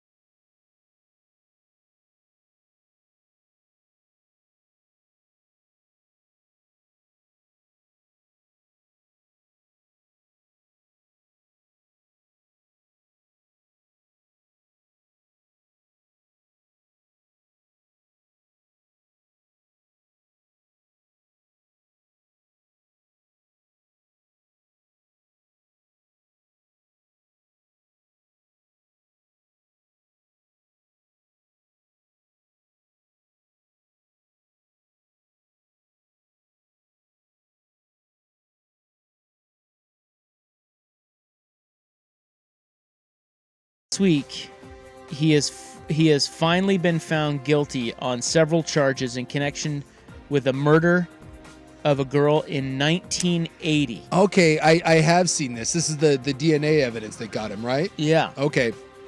So he was only 16 at the time, and the victim was 19. Her name was Barbara Tucker. She was a business student at Mount Hood Community College. And this story is frightening and terrifying. Yeah, he like kidnapped her, right? Because, well, first of all, it's the most terrifying thing is that he was 16 at the time. He killed and raped her, but he got away with it, and he only lived a mile away, and he lived there for many, many, many, many, many years, decades. Yeah. Got married and had a kid before he was finally arrested in June of 2021. You got to ask the question. question. That's 41 years, dude. Like, is that the only one? Oh, exactly. Right? I mean, most of the time that someone rapes and kills someone, it's not a one and done sort of situation. So the break in the case came from DNA technology. On the night of January 15, 1980, Tucker was seen running onto Northeast Kane Drive from a wooded area on the west edge of the campus of Mount Hood. Multiple witnesses saw her, but thought she was waving at someone. Another witness saw a man come out of the shrubs and led her back to campus. Yeah. The next day, a student found Tucker's body in nearby bushes. She had been sexually assaulted and beaten to death. Physical evidence from the scene was maintained, and a recent DNA profile match led investigators to Plimpton. Yeah. So they basically matched his semen. And then, you know, obviously back then there was none of this, and so like after a while, right, they set some evidence collection into like the DNA lab, and were able to come up with a profile. Yeah, exactly. And they knew, they had an idea of him because people saw it. Yeah. A lot of people saw her running out of the woods, and he runs out of the woods and grabs her. Yeah. And brings her back in there and then kill. I mean, all right there, like that's a busy area over there. It's crazy though that nuts. Like back in 1980 there was no, we didn't have the ability to come up with any sort of, physical evidence like this. I know. So anyway, Plimpton is going away for a long time. Well, and I read too the Bob. I think again I was been kind of reading this in passing, but I think they got him off a piece of gum, right? He spit out a piece of gum because they didn't have a way to get his DNA, and I think he spit out a piece of semen. Was his semen? No, but I thought they got it with. They were able to match his DNA from a piece of discarded gum. That what I read was they matched it with his bodily. Well, right, but they have to match that to something from him. Yeah, so like if he wasn't fingerprinted or swabbed, you'd have to get an item like a hair or a piece of gum. Yeah, they found swabs of semen from her that they had for 40 years. And then they matched still needed his DNA to match it. And like I said, they thought that he was a suspect, and I guess they surveilled him, followed him, and he spit out a piece of gum. Is that what it was? Yeah, and someone came along, grabbed the gum, and they were able to use that to match it to the semen found on the victim, and that's how they caught the guy. Is spitting out gum littering? I swallow my gum, so I don't know. Do you? Should you throw it in the trash? I think so. I'm not going to lie. I have spit out gum out of a car. But I do find that spitting out gum is a bit... it's rude. Yeah, I oftentimes put it back in the wrapper and crumple it up. Yeah. And then wait to throw it into a trash can. Everyone always thinks, I get caught, like, why does everyone think it's bad to swallow gum? Like, I get chastised for that all the time. Well, there's the old wives' tale that, like, if you swallow your gum, it stays in your stomach for 7 years. Like, I heard that growing up. It's not true. It's a total lie. But I think that's what people cling to. Everyone in my family gives me crap. I heard that from my new leader, Honest Don, that that's true. It's false. It's fake. It's fake news. But yeah, someone will be like, hey, I need to spit out my gum. I'm like, just swallow it. They're like, ew, gross. What? So it's kind of like that serial killer guy in New York. Remember, he threw away the pizza box? Yeah. And that's how they got him? Yeah, they say that a lot of times with this, they don't have any way to get a warrant for these people, so they just follow them around and wait for one of these dumbasses to... And that Brian Koberger dude, eventually, he cleaned his car out in New England, and he put his trash out, and that was that. But they needed that final step to happen. Yep. It's in the news, March 19, 2024. Hot 5 at 5 is up next. 4:57 on the Fan. It's time for High Stakes, a tasty look at clutch performances and the biggest games. Served up by Steakadelphia. Oh, dangerous pass. Might have been kicked. Tracked down by Esqueda. 3 to shoot. He's going to fire. Deep 3, and he buries it. Yes, that was some random player from Wagner apparently knocking down a 3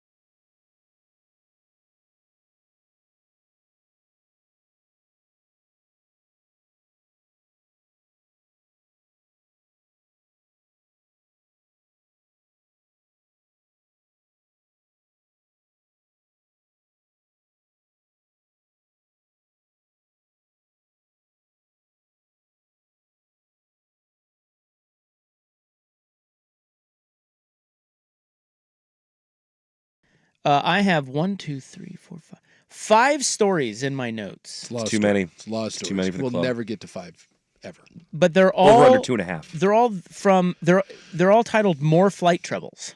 What is 5? Oh, so you could group them together potentially. It's like one like a Voltron of airline stories. Dude. Well, no one wants to fly on Boeing anymore. I mean, did you see the John Oliver piece on Boeing? I keep hearing people reference it. I heard it was really good. It's disturbing. I'm going to have to go back and watch that. It's I don't know if you want to watch it, man. Because most of the time, like, there's only 2 airlines, right? Or 2 airline manufacturers. Boeing or Airbus. And the majority of planes you're taking are Boeing. And I'm not certain you want to watch that thing of what's happened to Boeing over the last 20 years if you're getting on an airplane anytime soon. Especially when seemingly every other day you're reading an article about how another Boeing plane fell apart. So we'll get to that, maybe, in the club. We have animal news. 500 pounds of snakes. Ooh. We didn't talk about the lady that the ladies. The olds. Oh no. Yeah, it was a gaggle of cyclists attacked by a cougar. A bunch of old ladies were attacked by a cougar. It's usually the other way around. And the old ladies won. Well, they didn't get out of there unscathed. No, but they won. Thanks to a bicycle. I like how they put in the price of the bicycle in the story as well. It's an expensive bike. Coming up this hour, is Kalen DeBoer now a top 5 highest paid coach in college football? And we'll get back to a little dynasty talk. Right now, the hot 5 at 5. Hot topics, hot opinions. Oh, Charlie, I'm hot today. And hot air. It's time for the Hot 5 at 5. That's hot. The Hot 5 at 5 on Primetime with Isaac and Sue. No, I mean it. That's very hot. The Hot 5 at 5 with Isaac and Sue. Brought to you on The Fan by Victor Rico's Mexican Food, the most popular burrito spot in Oregon. Online at victorricos.com. Number 5. Well, the Major League Baseball season, believe it or not, opens tomorrow. You didn't know that, did you? I did not know that. I thought we were still a week away. We get the Seoul series? Yes, the Dodgers and Padres are playing in Seoul. Well, the Padres have been over there for a while now. As a matter of fact, there's actually a really cool story on MLB.com. I was just reading about a coffee shop owner over there. Mm-hmm. Yu Darvish, I guess he's just like in love with Yu Darvish. That's his favorite player and always has. Yu Darvish walked into his coffee shop. Oh, that's pretty cool. And there's a story on it on MLB.com, and it's actually really delightful. Oh. The guy was like... I'll have to go back and read that. The guy was floored. Well, if you're a coffee shop owner in Korea, I'm guessing that Yu Darvish walking into your spot, who's Japanese, by the way, not Korean, I'm guessing that's not high on the probability list. Did want to mention that the Giants are the ones making the headlines. Now, this happened last night, but we didn't get into the Hot 5 at 5. They have landed free agent pitcher Blake Snell, 2 years, $62 million. It was weird that some of those guys, there's some high-priced guys sitting around here with Number a week 4. To go before the actual opening day, and aren't It's signed. a strange new trend, but I'll take it. He's a Scott Boras guy, isn't he? Yep. Scott Boras, by the way, got the players' union lawyer fired today. Oh, they ended up firing him? They fired that guy. The union is firing their head negotiator because everyone believes that he's just in bed with Scott Boras and that he's not looking out for the rest of the rank and file. They're canning his ass and bringing in the guy that negotiated the minor league collective agreement. Clemson joins Florida State as the second school to sue the ACC over its grant of rights and enforceability of withdrawal fees. This is the most ridiculous lawsuit, and Clemson even knows it's ridiculous. They just have to start the process to try to weasel their way out of it. But yeah, the school claims these things hinder their rights to explore other options. It's a dadgum mistake. The current grant of rights ties all schools to the ACC through 2036. The best part is the ACC said in a filing in a response to it, you signed the grant of rights deals not once but twice. They're like, it hinders you. Yeah, because you're under contract. I mean, it's a ludicrous lawsuit, but they're just doing it because eventually they're going to try to buy their way out of it. Stuart Mandel, who we talked to, he says it sounds like they said, yes, we voluntarily signed a contract 8 years ago to sell our house, but now we think we could get a much better deal, so you have to give us our house back. That is essentially what's happening. I mean, it is ridiculous. First 4, the madness has begun, and it's not all that mad yet. 2 16 seeds are battling it out for the right to get waxed by North Carolina. They are in Dayton, as they always are. It is Wagner against Howard, And right now, Wagner has a 50-39 lead with 13 minutes left. This is actually as close as it's been in a while. And I had it on earlier, and let me tell you, the play, it's what? It's not the best. It's not the best. Yeah, but it's madness, baby. Hey, go Wagner Seahawks. Brackets. I've got the Red Wings and the Columbus Blue Jackets on my TV. Just after 6 o'clock tonight, 10 seeds Colorado State and Virginia lock horns. The Rams are slight favorites there. The winner plays 7 seed Texas. That is more interesting. And by the way, every year except one that since they did the first 4 has moved on. Yeah, one of the teams from the first 4 has gone on to the second weekend, right? Yeah. And the majority of the time, even to Sweet 16. So if you're looking for a little, like an underdog. Produced some Final Four candidates, including last year. I think UCLA went. The Seahawks have signed defensive back Kayvon Wallace to a 1-year deal. He was drafted by the Eagles in 2020. He's also had stops in Arizona and Tennessee. The Hawks are also set to sign defensive tackle Jonathan Hankins away from the Cowboys. The Jets have landed wide receiver Mike Williams on a 1-year deal. The Niners have a new backup for Brock Purdy. They get Josh Dobbs, 1 year, $2.25 million. And the Browns have signed newly acquired receiver Jerry Jeudy to a new deal. It is 3 years, $41 million guaranteed. Boy, I cannot figure out why they gave Jerry Jeudy $41 million guaranteed money, but I mean, I guess. They just traded for him, right? Yeah, and they traded nothing for him, but that's just... Who are you he's bidding just a guy, like Steve Smith Sr. says, and that's a lot of money for just a guy. Who are you bidding against? Maybe Scott Boras is his agent. I guess. I also love, too, that the Jets, with the Mike Williams, the Jets are basically planning on their entire roster being made up of old, brittle men. Who else? Every old lineman that they've signed, every receiver, they're going after, hey, are you a little long in the tooth and have injury history? Because if so, please, come be part of our offense. And number 1, the College Football Playoff and ESPN agree on a TV deal extension that runs through 2031-2032. It's for 6 years, so this one will start after 2026. It is for a total of $7.8 billion US dollars. That's about $1.3 billion US dollars per year. That's a lot of milk. ESPN will air the title game for the next 2 seasons, but then beginning in 2027, it moves to ABC. And not only will the SEC and the Big Ten get more teams into the playoff, turns out the money split is going to be $21+ million for the SEC and the Big Ten schools. It's going to be 13 for the ACC. It's going to be 12 for the Big 12. And then everyone else, the peasants, they get a bump from 1.5 to 1.8 million. Well, not Oregon State and Washington State. Yeah, they're being viewed as independents. So, and they get what, 350,000 or something? Yeah, and so it's not good. But even so, like, even if you ended up being considered part of the Mountain West eventually, that's still only $1.8 million. It just goes to underscore the gap in this deal between the SEC, the Big Ten, and everyone else. I mean, it's the chasm in college football has always been large, and it's just growing bigger and bigger and bigger.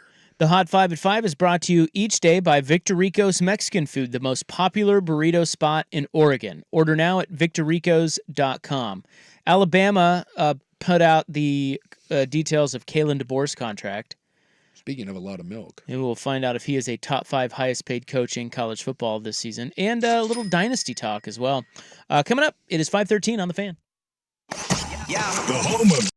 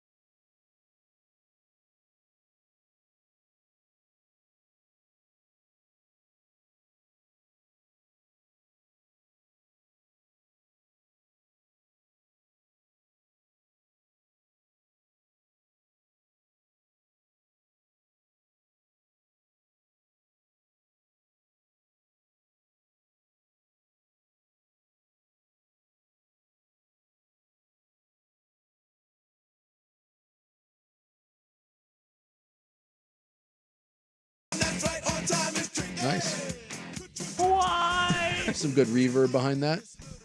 That's what we do. Sports talk radio. It's a stern move right there. Manly thing. You all man. Yeah. I thought you were low T. Oh man. Again, you guys have got to get this right. It is not low T. It is normal T. The problem. I see what you did there. Normal T. The problem is high T. High T. It's not a good thing. We need to lower it by about 30%, but it doesn't mean we have to be low T. We're gonna be in the range. What if we want to lift like when we played for Coach Carter though? That's the best. That's the best commercial that we run, hands down. Although we got a sperm bank that we're running now too. Have you heard that one? If you're between the ages of like 20 on our air? Yeah. No way. Yes. What? It's like between the age of 20 and 38. So we're out. But Buck, are you still eligible? All I hear is Jennifer Coolidge. That's what I hear. Oh God, can she go away? No, we got a sperm bank, man. You can make up to like $1,800 a month. Is that right? I don't know. I'm just telling you, there's a commercial I hear all the time now when I'm cruising around that we're for a sperm bank. Oh, I've never heard that. Yeah, we got the sperm bank and then the Nugenics one where the two guys are talking about their low T, and the guy gets on Nugenics and he's like, "Man, I'm working out like when we played for Coach Carter." Now, was that the Frank Thomas one? Same company? Yeah. Okay. Same one. Frank Thomas is and like, she'll like it and too. She'll like it too. Yeah. Due to your new boners. Who do you think would be more annoying in the same room? Jennifer Coolidge or Gilbert Gottfried? That's a good. Having been around Gilbert Gottfried, it's Jennifer Coolidge because Gilbert Gottfried just is a weird, quiet dude. But that's the thing is his shtick is being loud though, Yeah, or being annoyingly loud. But he isn't that way. He isn't that way. Well, that changes things. We had him in studio once, and he really was quiet. shockingly odd and not like that. Like the Gilbert Gottfried persona that he's not really like that off the air. He's much more subdued. He was one of the weirder, quiet, just eerie. And then like the mic came on, and he's like, "I'm Gilbert Gottfried." But he was pretty funny. I remember he did a whole bit. But anyway, Jennifer Coolidge is the answer to that. Is she like Gilbert Gottfried in that she's different off of the microphone, off the air? You know, like I would hope because they really like lean into the whole ditzy White Lotus Stifler's mom thing. Yeah, she does for sure. The weird part is that when she played Stifler's mom, she was like 37.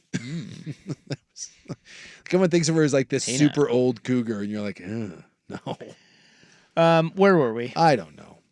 What happened? Who's winning? What's occurring? You were talking about you being on low T, and then you said no. Gilbert Gottfried, dead or alive?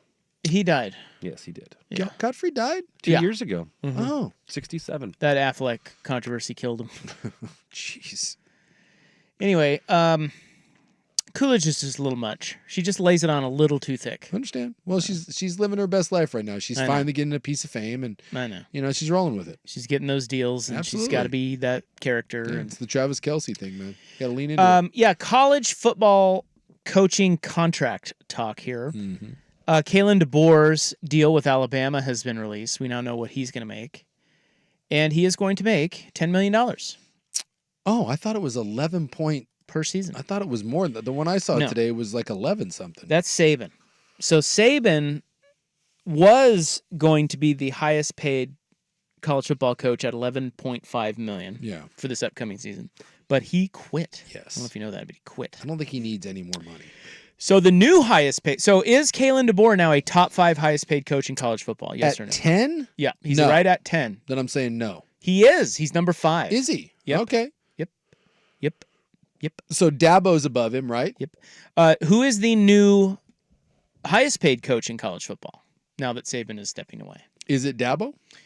It is Dabo Swinney at $10.9 million. It's a dadgum mistake. Yeah, and by the way, everyone in Clemson doesn't think he's worth it anymore. Well, I love how he gets real sensitive about it too. Like Dabo gets real. Yeah, who was that caller that he laid into? Who said he's had a horrible life because he's calling in questioning his job? Dude, Dabo. So it's got to be Dabo. Kirby's got to make over 10. He's number 2, 10.7. Who else? Well, Harbaugh's gone, so he's not making that cake. The new guy there. Harbaugh was only at, according to the last database, Harbaugh was only at about 8.5. Well, he had to take a pay cut. Remember? Right. He was about to get paid big time, but I'm just going through the big ones. Ryan Day's probably up there. He is 4th at $10.3 million per year. So you're missing one guy. Who am I missing? Top 5 highest paid. Lincoln coach. Riley. No, it is Steve Sarkisian. Oh, yeah, he just got his bump. Yep, $10.3 million. Well, didn't Norvell just get didn't they all use it to scare up a bunch of I think he's coin? at 10 as well. Yeah. Yeah. By the way, they all by the same agent. Oh, yeah. You think Saban, when he retired, he gets a cut of all this? Because Saban retiring led to all these massive extensions in DeBoer. You think Saban gets like a 2% finder's fee? He's like, hey, just so you know, when I retire, I want to wet my beak on everyone's contract because everyone's about to get paid. Maybe makes Jimmy Sexton cut him in, and he says, hey, I'm going to make sure I feed you the next guy, and he's one of your guys, but you got to give me some of the commish. Yeah, well, think about it. So he steps away from $12 million. Sark gets a giant raise. Norvell gets a giant raise. DeBoer gets a giant raise. It's just that all just keeps going up. Saban's just sitting back being like, yeah, I'll take, kick me a couple $100,000 here and there. Just under 10 million, Brian Kelly. So he's the next 10 million. He's the next one. I'm trying to think of who else it has to be up there. I mean, it's about a lot of just the SEC guys. That. Yeah, it's all name. Nobody's going to shock you. No, I don't think there's anyone on there that I'm assuming how far do you have to go on the list before you find someone that you're like, who? Because I bet you Kiffin's probably up there. Yep. At Ole Miss, which by the way, he just got an extension, right? Didn't he just use this again to get a pay bump? I'm just trying to think of who else. You're saying you don't know who it is? Well, here's a surprising. That's what I'm saying. The surprise one. How far do you have to go down the list before you're like, he makes that? Well, you know who was number 5. He has since been fired in shame. But number 5 before Saban left and DeBoer jumped in to the top 5. Oh, the A&M. No. Oh. Jimbo was at 9.1. He was number 7. Okay. Mel Tucker. Oh, dude, that guy made $10 million a year. And it got thrown away over the Brenda Tracy thing. All gone. By the way, is that lawsuit? Do we know what's happening with that lawsuit? I don't know. That thing's going to get ugly. Mel might have a case on that one, just saying. Just looking at the list, I mean, where's Ferentz at? Because he's he's right around Lanning. So like 7 million, 8, 18, 19. Because he's that's a lot of money to go, 8 wins every year, 8-9 wins, and have a terrible offense. Shane Beamer at South Carolina makes 6. That's a lot. His ass is going to get fired. Dude, they suck. Yeah, that's a lot to be middle of the road. And what's Billy Napier's ass? Because he's about to get fired too. Yeah, he's up there at 7.2. Did you see that? Long? Yeah, not for long. Did you see that they got 12 opponents and 9 of them are in the top 25 right now? Their schedule's the toughest in the country. Didn't we do that? I think last we have. Week? Yeah, we went through their schedule. Yeah, it is supposedly to start the season. It is the toughest schedule in college football history. It certainly looks it. Your ass is gone. Which means that's going to lead to the great thing about midway through the year when he gets fired. What we're all going to have to start is the who's going to Jed Fish. Imagine if Jed Fish starts off the year going 7-0. Napier gets fired, and we have to already do the Washington death watch with Jed Fish going to Florida. Another Northwest school loses its coach to Florida. I'm just saying, if when Napier gets fired, Jed Fish's name will be near the top of that list. One guy at $9 million that's a bit of a surprise is Mark Stoops. Oh, Kentucky. He's a top 10 highest paid coach. Oh, he gets $9 million at Kentucky. That's a nice gig. That is a nice gig because you don't really. But the expectations are not high. It's a basketball school. You just have to be good, and Stoops is good. That's a nice program. You kind of have to be okay. Yeah, maybe a little better than okay. $9 million. So it says here. God bless America. What's James Franklin making at Penn State? Because that's kind of the same thing. 8.5. That's not a bad gig either. Because you don't really have to be great. Again, Franklin wins 9 games every year, and you lose to Ohio State, you lose to Michigan. Occasionally, go to a Rose Bowl. Also $9 million. A little bit of a surprise. Josh Heupel. Oh, he's up there. Yeah. Boy, I'll tell you. Just again, it means more in the SEC and the Big Ten. A lot of cake being thrown around out there. Best bargain, Greg Schiano, $4 million. That is a good bargain. Matt Campbell, only $4 million. Really? Yeah. Remember when he was the bee's knees? He was going to be the next big thing. He stayed put. Well, and this is why you don't stay put. Yeah. Now you're sitting there no one feels bad for you making $4 million, but he could have left for a bigger payday. A hot name who's now not a name at all is Dave Aranda. Yeah, he only makes $3 million. That's a good call. Yeah, this is why when people talk about DeBoer or whoever, like, oh man, you can't leave after 1 year. Dude, when you have the hot name, you leave. You don't know how many shots you're going to get. Exactly. DeBoer is making $10 million, and that's like what, like a 5-6 year deal. So he's guaranteed $60 million. Like, done. Doesn't have to do anything else if he doesn't want to. You fall out of favor in going into the Big Ten, and you have 2 poor seasons at Washington. No one's sniffing you for a job like that. When you have an opportunity to jump to one of those top 10 paying jobs, you got to do it.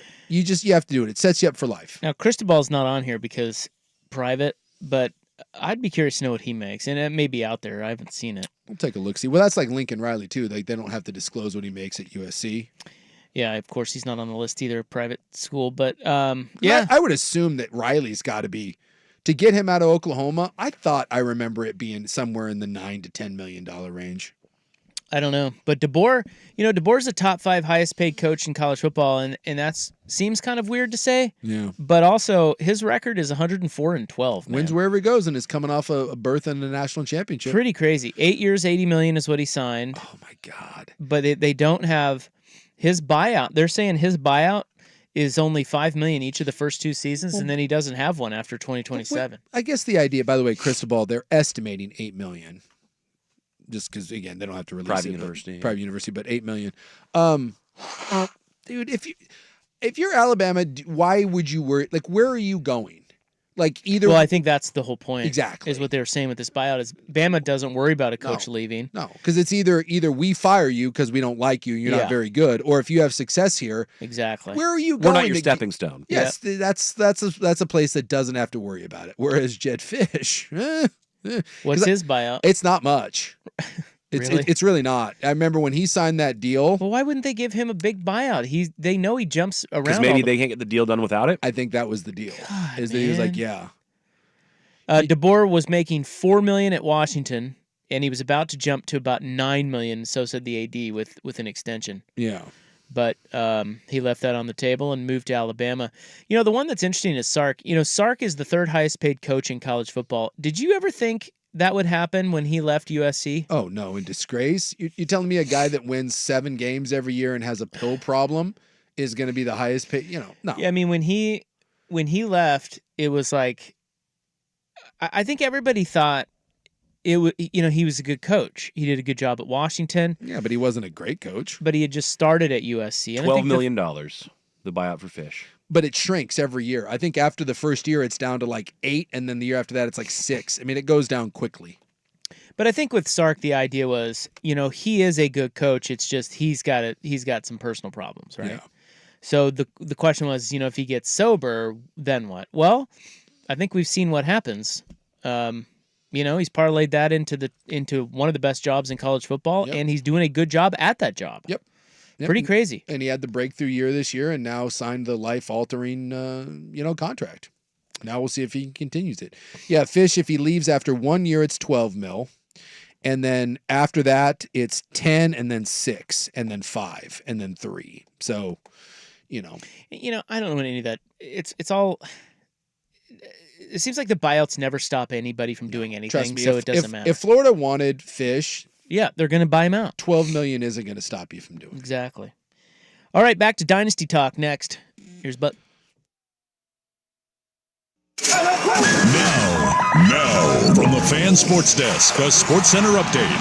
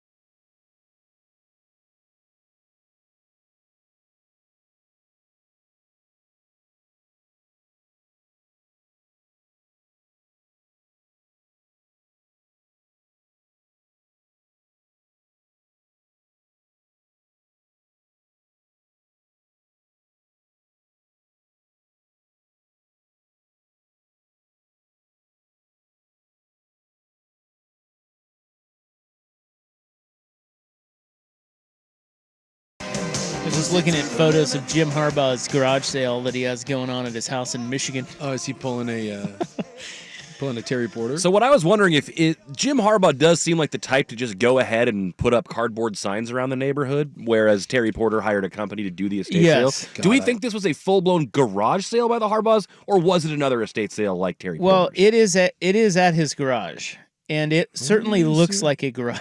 Yeah, I'm looking here. That 100% does not look like an estate sale. That looks like a garage sale. Multiple snow globes, yeah, if you need, and a lot of clothes and various things. Nothing of. I don't see any Michigan gear or anything, but well, I guess his wife sold the Michigan gear. They're saying that for $20, you could fit anything. Like they gave you like a big trash bag, and for anything you could fit in the bag, it was $20, and that included all of Harbaugh's team issued clothing, shoes, all of that stuff.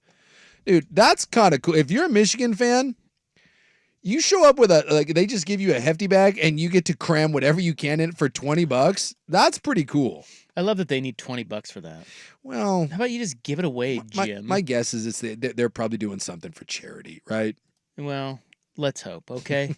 Because they don't need the money. No, they don't. We think. It's They true. like to I don't drink know, their haterade and eat their hater tots. Maybe he's got a gambling problem. This is 100% a garage sale.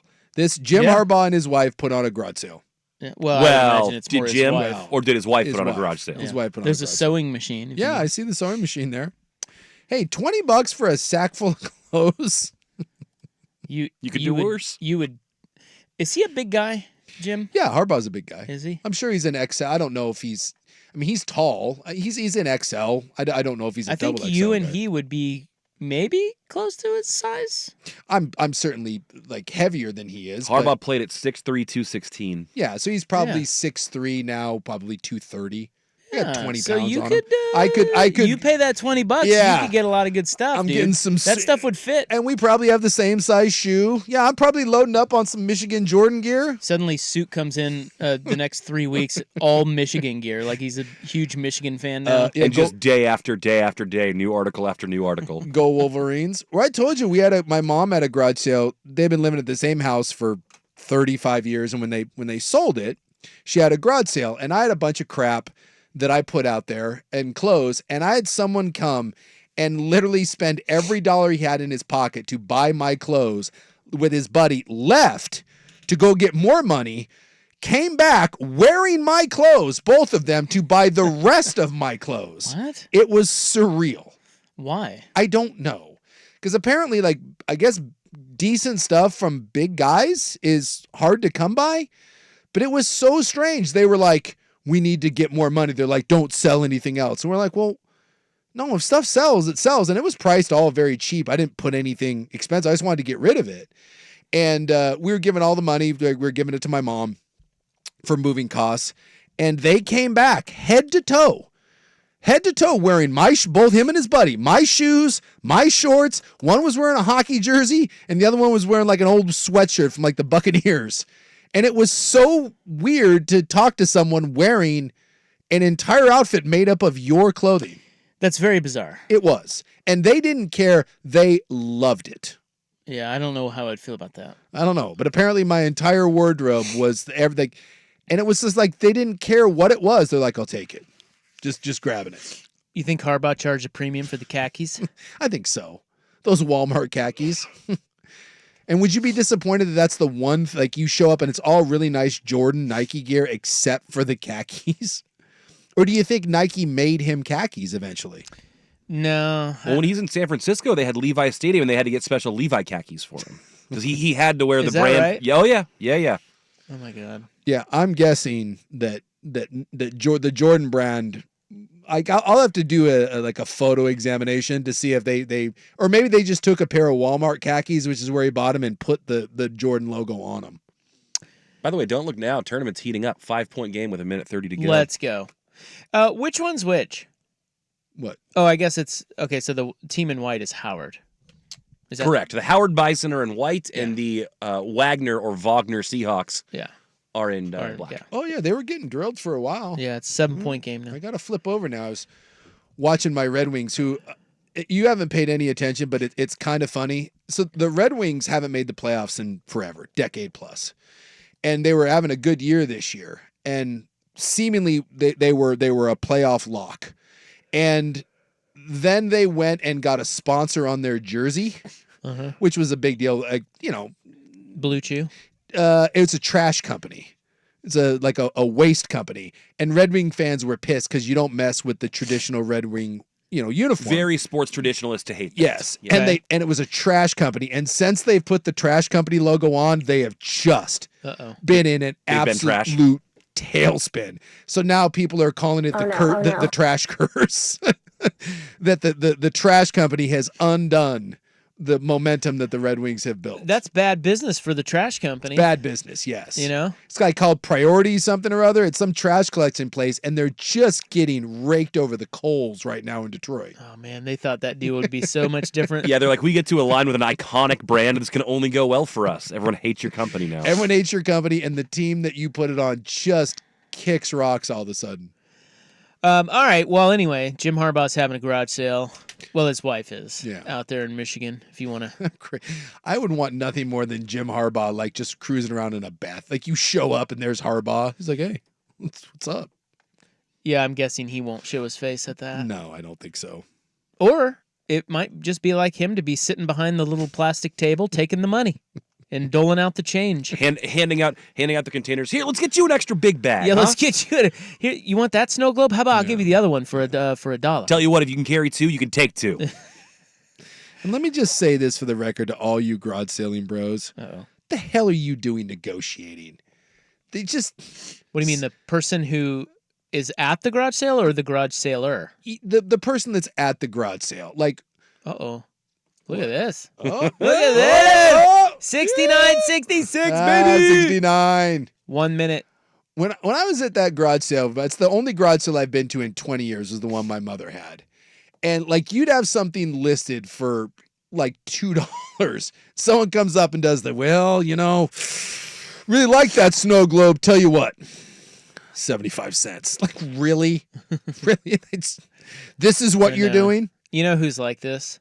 My father-in-law, who now lives with us. He, bless his heart, he has all these movies, Yeah. Because we had to move him down here, sure, from Port Orchard, and so he's got these movies and books and stuff. And he's like, "Well, I think I could probably sell these." And in my head, I'm, you got to be nice. I'm like, come on. For one, no one really wants them, and for two, like you're not going to get what you think is a decent value for them, and everyone knows. But he doesn't care about that. He will take 50 cents for one. Yeah. Like he's like, hey, that adds up. Gosh, that absolutely drives me batty. Like you're wheeling and dealing, or same thing. You're in Mexico or some third world country, and someone on the side of the road is trying to sell you something for like $3, and you get some dude who showed up in a Lexus. It's like, well, $1. I've heard you barter down here. Yes, I've heard the barter price here. Like, really, you cheap ass? For God's sakes, don't be that person. All right. Well, a couple other thoughts on Dynasty, and then we'll wrap up the sports portion of the broadcast coming up next. Go okay? Howard. We're rooting for Howard here. Yeah. Because they were way behind, and now they're coming back. It's 69-66 Wagner with a minute left. Very exciting. It's madness. That's why they call it March Madness, Jason. The press is working. All right. It is 5:45 on the Fan. It's time for a Ducks Report, the inside story on Oregon athletics. Brought to you by Mods PDX. The future of building is here. So you guys brought up Mel Kiper earlier today. The reason he was on ESPN is because his mock draft came out. In that mock draft, the team Bo Nix is going to. Do you care to know who Mel Kiper thinks Bo Nix is going to? Broncos, right? The Broncos, Denver Broncos, Sean Payton. 12th or something? Yeah, that's correct. Yeah, I've seen him all over the board, but now all of a sudden, he's being... How do we feel about that? Well, I think if you're a Bo Nix fan, I think you're very excited. But if you're following Mel Kiper's picks, maybe you're wrong. It's awful cold there. Remember Dion said it's cold. It is cold. I think you could do a lot worse than ended up with Sean Payton. Mods PDX, the future of building is here. The home of dirt and spray. I'm dirt. When you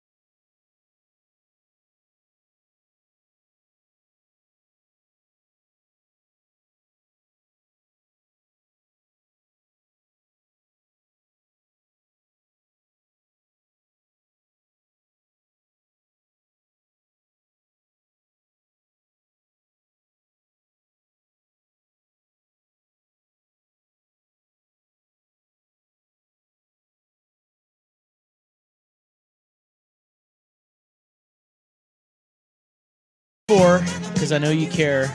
16 seeds, Wagner and Howard for the right to play North Carolina. It is 70-68, Wagner with 14 seconds left, and they have one more free throw to go up 3. Howard was getting drilled all game, and then they've made a furious comeback here. You know, I got to say, I don't know if this is true. It just seems to be true in my head. These first 4 games have been fantastic the last several years. Am I wrong? I don't know. I feel like we've gotten a lot Couldn't begin to tell you. We couldn't even fill out last year's bracket, so we don't know if these You're games are good. asking me to comment on the last few years of the first 4. Yeah, I think this is really working for Dayton. I don't. We do know they produce competitive teams. Yes. Well, they give you competitive matchups, Probably right? not the 16 seeds, but we'll see. Yeah. Although last year, Fairleigh Dickinson won this game and they beat Purdue. Yep. So. Well, when you're in a one and done scenario, it's just fun to watch teams really compete. Like these teams suck, but they're going at it. Yes. Yeah, the basketball, the fan shots are great. The basketball was dreadful. But yeah, down the stretch here, it's exciting. It's intense. Yes. Well, yeah. For these teams, I mean, look, no one has any ambition here to go beat North Carolina after this. So this is your. Oh, I think they do. Well, ambition, sure. Ambition. Ability. All right. Well, this is it. I mean, 3 to tie it, or 3-point game. Let's go, Howard. Chuck up a bad 3. Let's see how bad a 3. That's not the worst 3. Look. Oh, got we got the offensive rebound. He chucks it again. Oh, he airball. Oh, he chucks it again. Third time? Oh, my God, they suck. 3 opportunities. They missed Wow. them. They bricked them all. Yeah. Yeah, you got to make one of those. If you're Howard, you had 3 somewhat good looks. clean Pretty looks. good looks. And the last one was very clean. That was fun. That was fun. kid's flashing a Dame time thing. Yeah, he's going doing on a too? Dame time. Like, dude, How this is is he his doing moment. Look at our Dame transcending sports. This is his moment. It's What? his time. What did he do? He knocked down a couple of key free throws. Oh, he's doing Dame time for that? Maybe it's time for them to go beat UNC. Has anybody seen that guy and Kyle Lowry in the same room ever? Good call. He looks like You Kyle. you can't Dame time free throws. He looks like Kyle Lowry's little brother. You sure can, fella, and he just did. So in your face. You can't do that. So the first one, hand and face, brick. Second one, same guy, tries to get the foul call, doesn't get it. Third one, a different guy. That's the Third best one was the look. best look. He had the most room. And that dude bricked it. Yep. Losers. Go home. Think that Dude, one he's such an effing loser. Jeez. Think that one haunts you for a while? What? Clean look? Well, it does, but it's no worse than the Kent State I kid. was just going to say, we're going to compare to that. Any worse than the kid who fouled up one No. to not get into the tournament? No, Probably not. Those kids though, the kids that missed the 3-pointers there, they'll remember that for the rest of their life. Yeah. You know. By the way, they shot like 28% from behind the arc. So, well, 0 for 3 will. So they'll have to tell themselves it wasn't just their 3-pointer that lost it; it was all the others too. Yeah. You have to wonder. 14 seconds, maybe you go for 2 there. You just try to get When a that bucket. point guard was sprinting the ball up the court, I thought Yeah. they might go for the quick lane and play that game over again with the 2 free throws. Well, it seems North Carolina doesn't have much to worry about here. But no, I think you'll be fine. Although never someone know. pointing out, Vancouver Ford text line, if you lived in Dayton, this would be cool every year. Like if Yeah. you had the first 4 in Portland, totally, that would be badass. That's right. Yeah. It seems like it's really working for And Dayton. what the hell else is happening in Dayton, Ohio? And it's always Tuesday. Exactly. And Tuesday and Wednesday. They play 2 more tomorrow, right? Yeah, play hooky and, Now tonight we get Colorado State, Virginia. That's right, fighting Tony Bennett. And those games, I'm telling you, it always produces at least one team that goes on. So, like, these are actual viable teams that are playing in the first 4. No offense to Howard and Wagner or whatever there are. You're getting drilled by North Carolina. Well, I wanted to get back to Dynasty talk, but we don't have to. It's nothing major. It's just the Patriots. When I say Dynasty talk, I'm talking about the Patriots documentary. When do they talk about the orchids of Asia? When does already that been addressed. When does that pop up? That was cut. Because Robert Kraft is even producing imagine. this, and I think it'd be great if he addressed it, but then but talked about how he was innocent, but he was still brought up and he wanted to tell his side of the story. Well, Here's the situation. There were 2 players, Rodney Harrison being one of them, who came out today. I saw a quote from them that said that they felt that they got duped, which I thought was weird because they. In terms of the documentary or things that happened to them when they were in New England? No, they felt that they got duped. The documentary they thought was going to be like the real story. Yeah. And apparently they sat down for hours to talk to these guys. Yeah. And Rodney Harrison, I know, was one of them, and he said, dude, they put one thing that I said in there, and they basically just focused on all the negative stuff. Yes. Like they didn't really tell the whole story. It's just they kind of wanted to pick at these little things. And to that I say, dude, it's not your documentary. Nope. And if you want to sit down and do it, you don't get control over what they do and don't put in it. No, but I think there's an idea from a player like Rodney who's been a big part of that franchise and carries the Patriot banner. I can see where you're a little upset when it clearly is slanted towards, Bill's a problem. And if you're a Bill Belichick he guy, was defending Bill. Yes. He was saying, dude, and he's right about this. He said, we're acting like Bill Belichick's the worst coach ever just because of how these last 3 years have gone. Yeah. Far from it. Yeah. Well, and Bill's obviously. Yeah, Bill, without question, you've pointed this out. Bill Belichick, under no circumstances does anyone not view him as the greatest NFL coach of all time. He just is. It's not even. And he's been getting dragged. And yeah, and the Big last time. There is, and this is one of those weird things, dude. He is such an ass, and I get it. But for the longest time, no one could touch him. And now that it's when you're this way, and then you stop winning, everyone wants their pound of flesh. Everyone, it's payback time, and Bill is just going to get eviscerated. And I wonder if eventually it swings back the other way, and people are like, okay, we knocked him down a peg, but I think it will if he ever comes out and kind of softens, maybe down the road when he's really done. Yeah. And he softens up and he starts telling his side of things. Yeah. He certainly has everybody's ear. Yeah. We'll all be waiting to if he ever puts out a book or if he ever makes the rounds or, says something.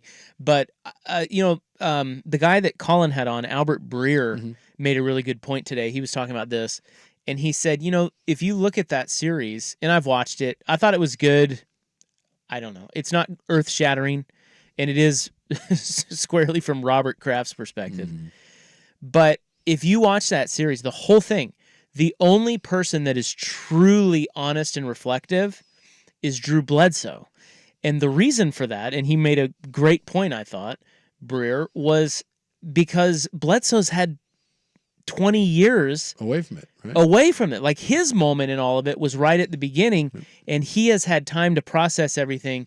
Whereas Breer's point is Belichick and Brady and Kraft and these guys, they're just coming out of that. They're not ready to sit down and tell all yet. Yeah. And that is very evident when you watch this documentary. Tom Brady is so tight-lipped and trying to be, he's just trying, I don't know. It doesn't work. And Belichick's interviewed in it, but doesn't really say much because he's Bill Belichick. So it is true. It's like, I think about Joey Harrington some. We have Joey on our show each Friday. And, there was a time when we probably wouldn't have Joey on our show each Friday because Joey wasn't quite ready to delve into some of the things that we're going to talk to him about and have to open up those feelings of what he went through and what went on. But over time, I don't know about you, but I've seen Joey really grow and really become quite open about his experiences, and that is what makes him a great radio segment, right? Drew Bledsoe is that. Drew Bledsoe has processed it all. He's fine with where he is, and he will tell you the truth. The other guys aren't there yet, and you can tell that. And that I think is a really key glaring thing in this whole dynasty documentary. It's just easy when you fall from grace. Like there was one today. Trent Brown signed with the he signed the Browns or no? Since Trent Brown, the big offensive tackle. He's still around? Yeah, he signed with Cincinnati, I think it was today, and he said he took a shot at the Patriots in his signing. He said he walked in and he saw some players hanging out in the hot tub after practice, and he goes, that's when I knew this place was different because in New England, everyone, as soon as you can, gets the hell out of the building.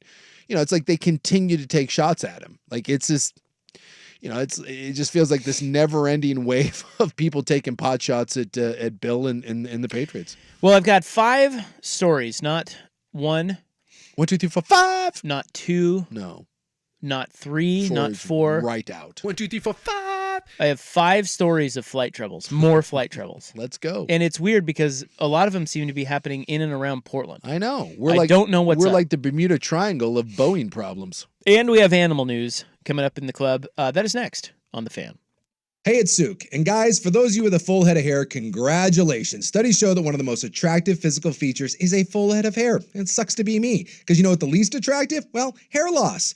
And some say that no amount of cars or houses or success can make up for balding, as it leaves the greatest lasting impression. But it doesn't have to be that way for a lot of you. For me, it's too late. But Advanced Hair has the quick one-day solution for a lot of your hair losses that can make you look 10 to 20 years younger. No more expensive pills or topicals, just your very own natural hair guaranteed to grow. Advanced Hair has improved tens of thousands of lives, and I sure wish they were around when I went bald decades ago. Did I mention with Advanced Hair, your own natural hair begins to grow the very next day? So for your free, no-hassle consultation, call 503-832-HAIR. And if you qualify, you get $250 and 250 free hair grafts. That's 503-832-HAIR or advancedhair.com. Wesley Financial Group is not a law firm. Are you a victim of the timeshare trap and think there's no way out? I'm Chuck McDowell, founder of Wesley Financial Group, the original timeshare cancellation expert. And I'm here to tell you that there is a way out. We've helped over 30,000 families out of financial hardship by getting them out of bad timeshares. If your timeshare agreement goes on forever, if you were told timeshares are a great investment, or your maintenance fees will never go up, you have questions, we have the answers. At Wesley Financial Group, we're dedicated to helping timeshare owners get out of their financial nightmare. All you need to do is give my office a call. I will send you a timeshare exit information kit absolutely free, explaining how the timeshare industry works and your options for cancellation. Call now for your free timeshare exit information kit. Call 800-761-0000. That's 800-761-0000. 800-761-0000. Your home, your savings, your children. Everything that matters to you is at stake in a divorce, and for many of our clients, a divorce was unwanted. This is Rick Jones. At Goldberg Jones, our team of experienced attorneys handle every aspect of a divorce and custody case. When stakes are high, you need a lawyer you can trust. Husbands and fathers, trust Goldberg Jones. Call 1-800-DIVORCE and get your phone questions answered at no charge. Serving the greater Portland, Vancouver area. Some people just know bundling with Allstate means big savings. Just like they know the right ingredient means big flavor. They know honey on pizza is where it's at. And olive oil on ice cream is the cherry on top. And they know when you bundle home and auto with Allstate, you can save up to 25%. Bundled savings vary by state and are not available in every state. Saving up to 25% is the countrywide average of the maximum available savings off the home policy. Allstate Vehicle and Property Insurance Company and affiliates, Northbrook, Illinois. The home of Danny and Dusty, always live on the Odyssey app, is KFXX, KWJJ, HD2, Portland, 1080, The Fan. The algorithm we're using is not perfect. An Odyssey station. Now, from the Fan Sports Desk, a Sports Center update on 1080 The Fan. Ryan Buckley with this Sports Center update. First on The Fan, the first 4 coming your way today in the NCAA tournament. Our first game is in the books. 16-seed Wagner beating 16-seed Howard by a final score of 70-67. They will have the right to play North Carolina, the 1 seed in the South region. Meanwhile, we got one more game coming up tonight in that tournament. 10 seeds, Virginia and Colorado State going to do battle. Coming up in just about 10 to 15 minutes time. The CSU Rams are 2.5-point favorites in that one. Big college football media news today as the College Football Playoff and ESPN have reached a $7.8 billion deal to partner on the playoff through 2032. And in the NFL, the Browns and receiver Jerry Jeudy have agreed to terms on a 3-year, $58 million contract extension. In New York, the Jets reportedly signing former Chargers receiver Mike Williams. And in New Orleans, Chase Young, who just signed with the Saints, reportedly going to be out with a neck procedure that'll keep him out into the start of training camp. More sports scores and stories in 30 minutes. I'm Ryan Buckley at the 1080 The Fan Sports Desk. Listen live or on demand on the Odyssey app, the Fan's desktop player, or tell your smart speaker to play 1080 The Fan. Your favorite fan shows are on YouTube. Mash the subscribe button and like us for live streaming video and 1080 The Fan on demand. The The following show may contain adult themes not suitable for children. Shut the hell up. Club 1080 with Isaac and Souk. It does go well with a chicken. How and why are you drunk at 6 o'clock? Well, the how's pretty self-explanatory, and the why is because I thought we were leaving at 6 a.m. tomorrow. Ergo, Latin, plenty of time to sleep it off.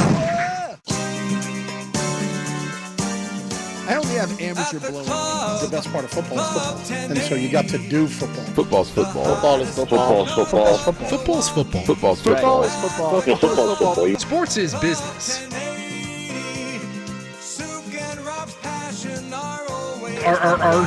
What does a giraffe sound like? John, no. What? John, no. What? That's swing, spelled S-W-I-N-J. Oh, thank you. All right. Sucker. See you right there. All right, sucker. Kevin McCullough Jr. Yeah. Out for the tournament. The whole tournament? The whole damn tournament. He's out. That's going to be a problem for them, I think. Yeah, they're screwed. But I'll defer to you on that, Rob. Yeah, I am back to hoping they just win one game. Sanford's coming for you. It's going to be tough. It's going to be tough, man. He's our best player by far, Kevin McCullough. Penciling Sanford in my made-up bracket. Yeah. Did you see so far in our office tournament, there's only been 5 brackets? What? Yeah. Because you have to do both the men's and the women's to play. Cooley sent out the desperation email today. A sales bro, Ryan Cooley, sales manager bro, and he did the, hey, people, you have till Thursday to get them in. So far, we only have 5. Is that a boycott of filling out the women's bracket? It's possible, and if that's the case, then everyone's going to look like a bunch of sexist bastards. Can we also... I mean, we only have like 5 people around here anymore. I mean, there's not that many people. There's more than 5. There's maybe 25? Well, but on our station alone, we've got at least like 12 to 13 bros. Yeah. You would think that that's going to lead to at least 12 to 13 brackets. But do most of those people follow both men's and women's enough? Okay, stop it. No one follows men's basketball. Listen here, you sexist jerk. Let's not act like the reason you will or won't fill out an NCAA men's bracket is because you follow the sport. I've watched probably 10 times more men's basketball than women's this year. 10 times? Yeah, 10 times. For sure. That means you've watched, At least 10 games? Maybe. But yeah, a lot more. Like, I feel more confident in telling you who the top 4 or 5 teams in women's basketball are than the men. And I believe it, and I'll probably watch that Final Four, but I'm not watching those first couple rounds. Why don't you put your money where your mouth is? Where's your bracket? Oh, yeah. Yeah, you haven't done it, have you? I haven't done it. Yeah, well, you're probably not going to either, are you? As far as you know, I'm going to. I'm not. Hey, don't worry about what I'll tell you what I'm doing. Or not doing. I'm going to send Cooley an email and tell him I'm sexist and I refuse to enter. How about that? It was controversy at the Fan where you do have to do a combined male and female bracket, and the scores will be combined. Yep. You don't win the men's, you will win one big pot, which apparently right now is one small pot. Well, look, that was Linda's idea, and I tell you what, she, she's a pioneer. She is. She's changing the game. We love Linda. But may backfire a little bit. That has received quite the blowback. Look, every now and then, you pull a Bud Light and you have to suffer the ramifications. You're like, whoops, may have misjudged the. Well, I gotta be honest. I wasn't gonna enter anyway. Nah, I wasn't. I haven't done a bracket for years, and I can't really explain why, because there's really no downside to it. No, it's not like it's predictable anyway. So you might as well just fill one out. It's kind of fun, but I don't know why. That's one I cannot explain. I don't know if we're like. We've been together too long and our cycles are just adding up. But I've gambled on individual games. I've gambled on the winner. But I do not think I have entered a pool probably since COVID. Is it a young man's game, the pool? No. Are we just old now? I've entered one every year since middle school and haven't missed one. And so you're entering ours? No, I'll enter some other ones. Oh, so I don't know anything about the women's tournament. So basically, Buck, you are indeed a sexist pig. Wait, here to make money, JC Babes.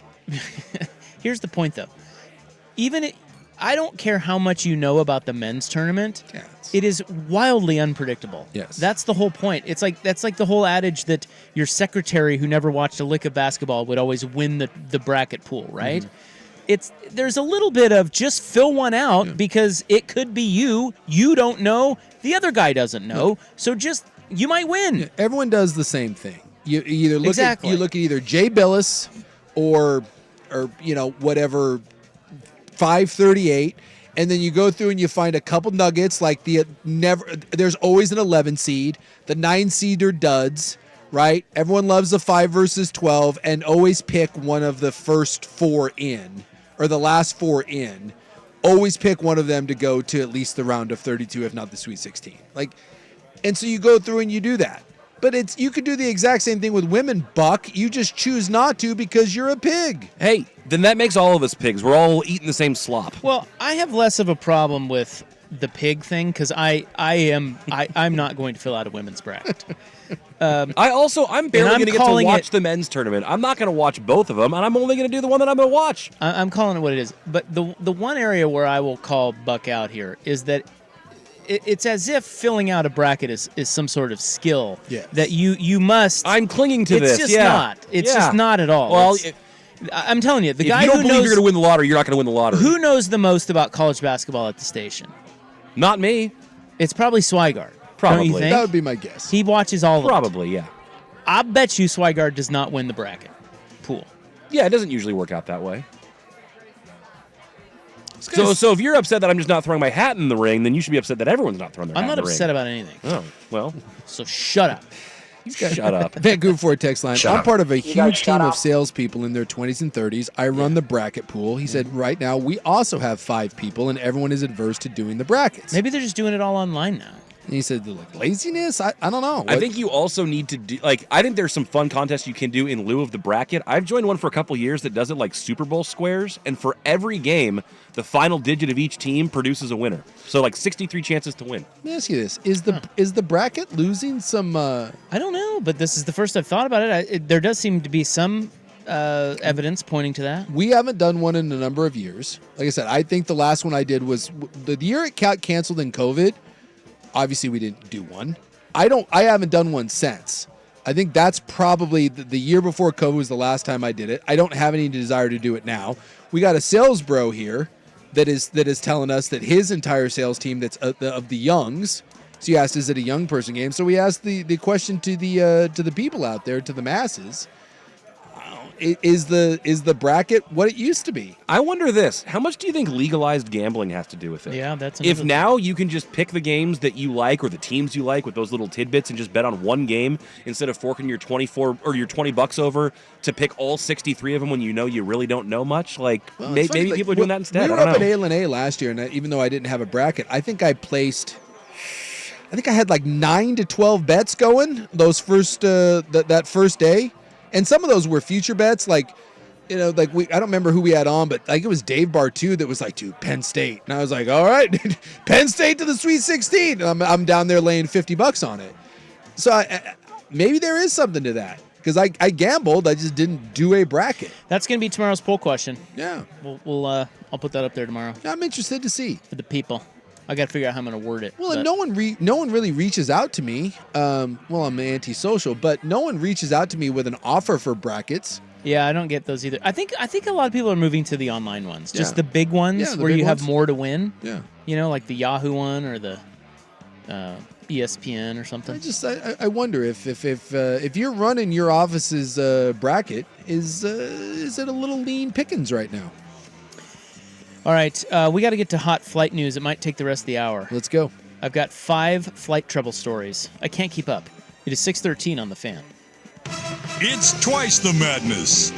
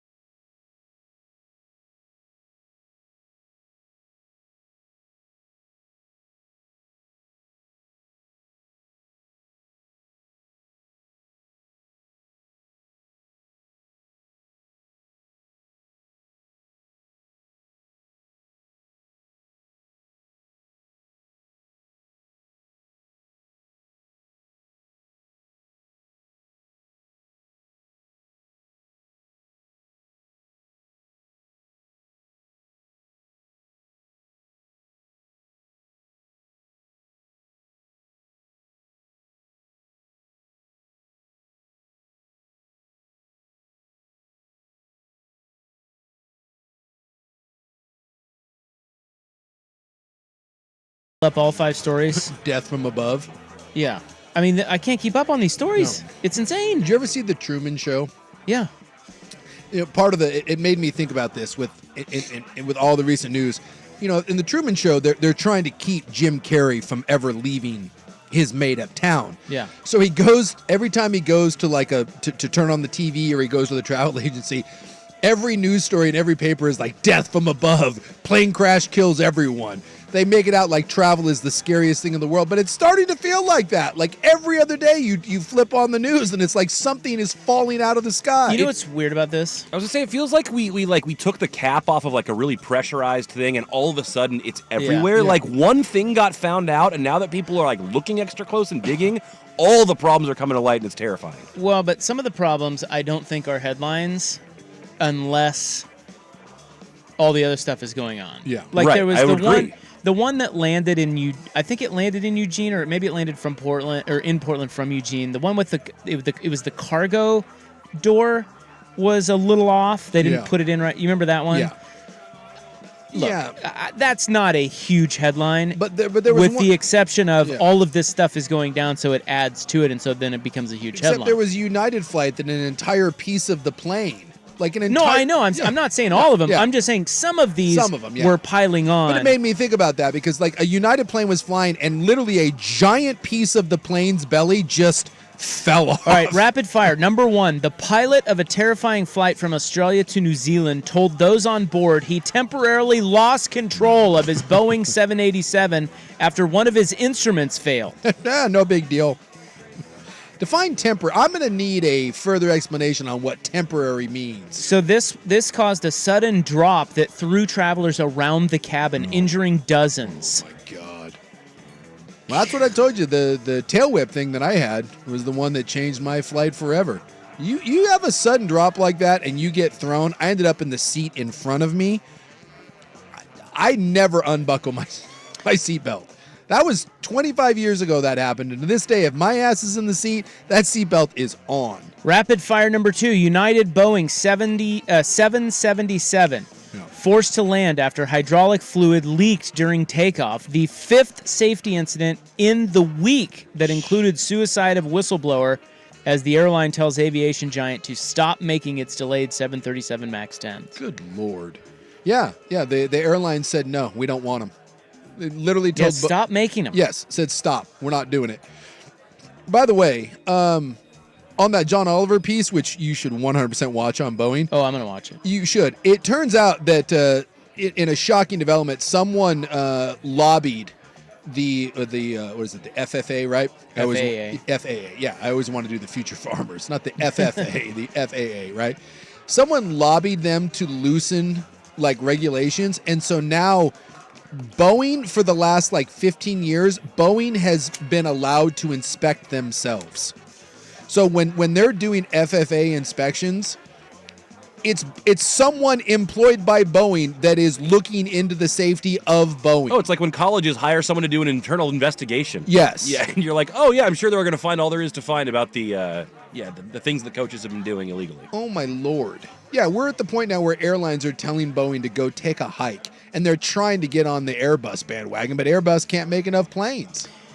Rapid fire number 3, an innocent flight crew mistake is likely what sent a Boeing 787 Dreamliner into a nosedive that injured dozens of passengers on a LATAM flight this week. LATAM, what is that? I've never heard of that airline. I don't know.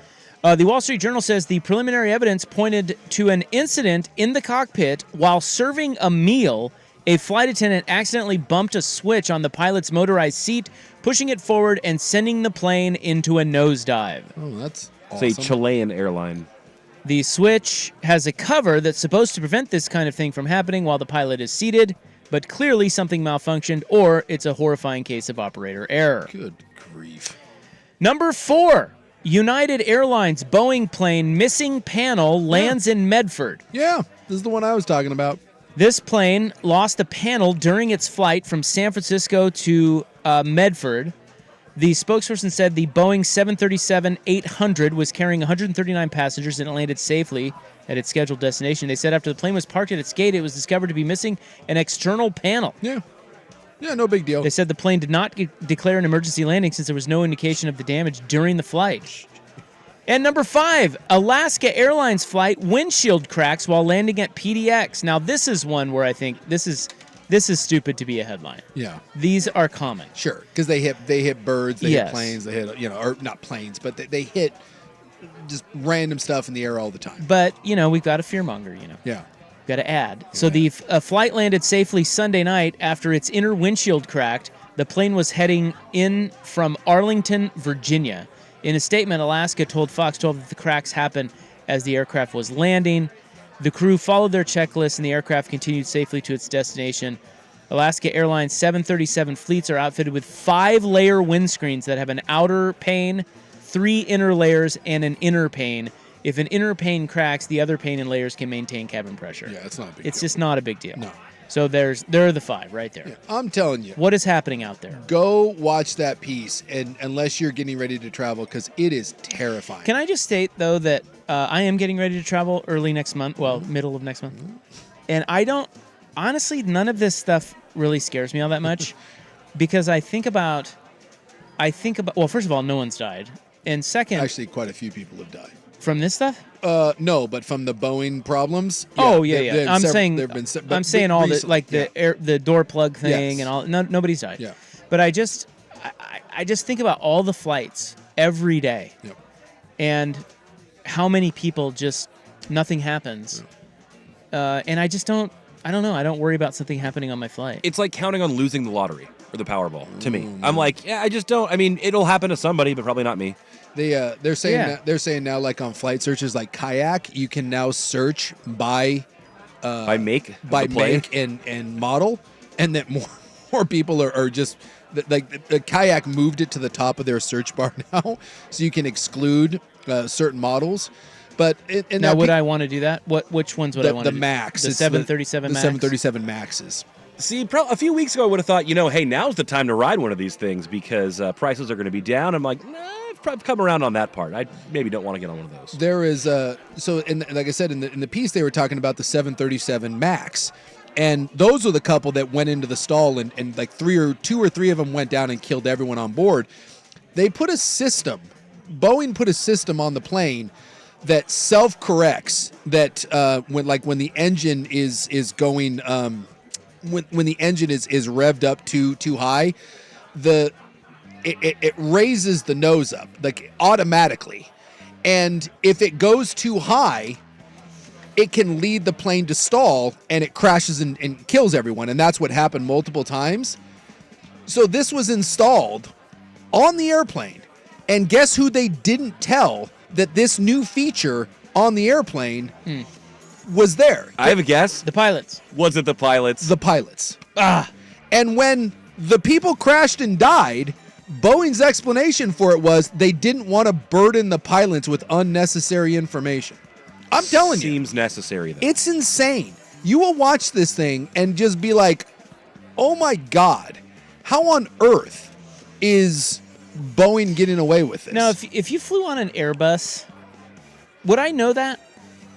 Like, are they that much different than? Like, I'm trying to think. I don't think I've ever flown on anything other than a Boeing plane. Well, there's only. Would I know if I was on an Airbus? Would it be decidedly different that I would recognize? I think you would. I don't know if you would know it was an Airbus, but it would look different than the planes that you're on. Yes. Well, then maybe I've never flown on an Airbus then, because everything I've ever flown on looks the same. Well, like I said, I just think it's interesting that the only 2 airplane manufacturers are Airbus and Boeing, and it sounds like, everything that you're reading lately, it sounds like Boeing kind of lean into the what else are you gonna do? Like, hey, good luck on your options.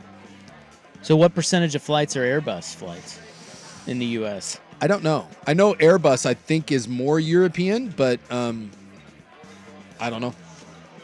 What do you know? Couldn't tell you. Why can't you tell me? Right here we go.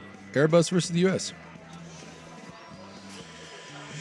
Airbus is coming for him. Airbus is projected to deliver 720 jets to customers by the end of the year. Boeing is delivery targets around 500. Airbus continues to outcompete Boeing in terms of deliveries and orders. So I'm seeing something that says as of 2017, so this is a little while ago, there were 7,300 U.S. airliners in fleet, and 49.9% of them were Boeing aircraft, then 19.8 were Airbus. Oh. Well, what's the rest? I don't know. Let's see. stuff? Regional jets by Bombardier and Embraer. Okay. But the only two commercial airliners are Airbus and Boeing. So there's 20% are Airbus, 50% are Boeing. You would think I'd flown on an Airbus at some point, but I don't know if I have. Well, it sounds like according to this is from simpleflying.com. In 2023, Airbus is a coming. Well, good. Yeah. I mean, it would seem to be there's an opening. There's an opening in the market. Yes. Well, again, when you have we have airlines telling Boeing stop making these airplanes. Might be room for a disruptor too. I've got animal news, and this is something we didn't get to last night. There is a famous person who is saying that he is dying. Oh. Do you know who it is? I don't. I haven't heard this. He is dying. I think I saw this. According Unique to him. voice? I'm sorry, what? Unique voice? This Yeah. person? Yeah, Yeah. I think I saw this. It is 6:29. Here's Buck. Now, from the fan.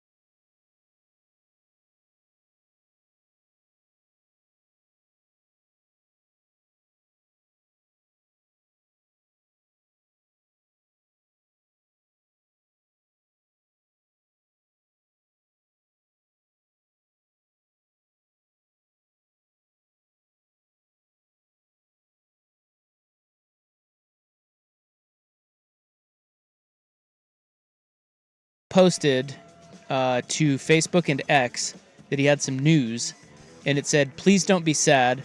I am ... dying." A little weird.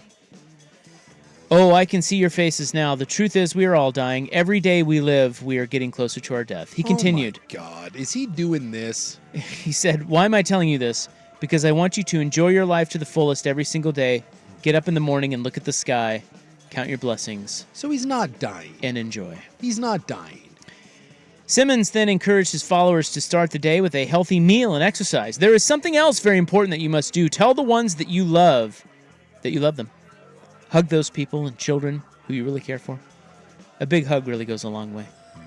If you have time, I want you to listen to He continues. "If you have time, I want you to listen to a terrific song. It is by Tim McGraw. It is called Live Like You Were Dying." Oh my God, really? "Live today and don't forget to pray." Does this make me want Richard Simmons to die? On Monday afternoon, because that was in the morning on Monday, yesterday, by the afternoon he had to post an update. Yeah, he's not dying. And it said, "Sorry, many of you have gotten upset about my message today. Even the press has gotten in touch with me. I am not dying." Yeah, exactly. It was a message about saying how we should embrace every day that we have. You douche. You absolute douche. No one's seen or heard from you in years, and then you go on there and say you're dying. Live, laugh, and love, and listen to Tim McGraw. You ass clown. Go away. Yeah, Go back to doing whatever it was you were doing. Interesting choice of song there. Gosh. Live like you were doing. There you go. Listen to Hell some yeah. Boys Evolve. Let's go. I'm not sure which is worse, this or the 2.7 seconds on a bull named Fu Manchu. I know that one too. God, Tim McGraw. But trust me, pull up that hunk of crap because it's just as bad as Boys of Fall. It might be sappier.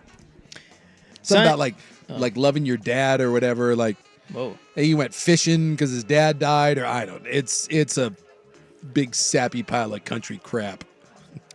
Richard Simmons. Scientists have found a 500-pound pile of snakes. I don't like that. To Animal News here. No, like this is in Florida. They all of course it is. Just tied up, a big ball of snakes. Yeah, if you see the photo, it's crazy. All right, now I gotta look up 500-pound ball of snakes. Startling sight. This took place February 21 in Naples, where 11 Burmese pythons, including one that was 16 feet long, were found wound up together in a mating ball. Oh yeah, I don't like You that see at that? all. It was 7 feet wide. Snake orgy. And weighed over 500 pounds. Ew. Yes, Give that's me the exactly willies. what it is. Why, is it kind of cool that snakes get down? I didn't know. Is it kind of cool? Would you get involved in if someone said there's a mating ball? Depending on who was in the middle of the mating we ball. just call that an orgy, right? Yeah, I don't know. I don't like the term orgy anymore, but if someone wants to have a mating ball. You guys want to come over for a mating ball? Yeah. You know, nothing hunts them, right? Yeah, they're an invasive species. Yeah, They do just whatever don't. They want. They're in control down there in the Everglades. By the way, how disturbing is in the picture that there is a man who's Yeah. getting involved in the mating ball? Yeah, he's got his hand in there. Yeah, he's kneeling on the edge of the mating ball and he's Little, massaging. how's your father? Well, when the snakes are in the mating ball, can you do what you want because they're busy? Once he gets involved, are the snakes considered bestiality? Oh, can a person join a mating ball? I don't know what's happening here, dude. That's no good. But I feel a little jealous now.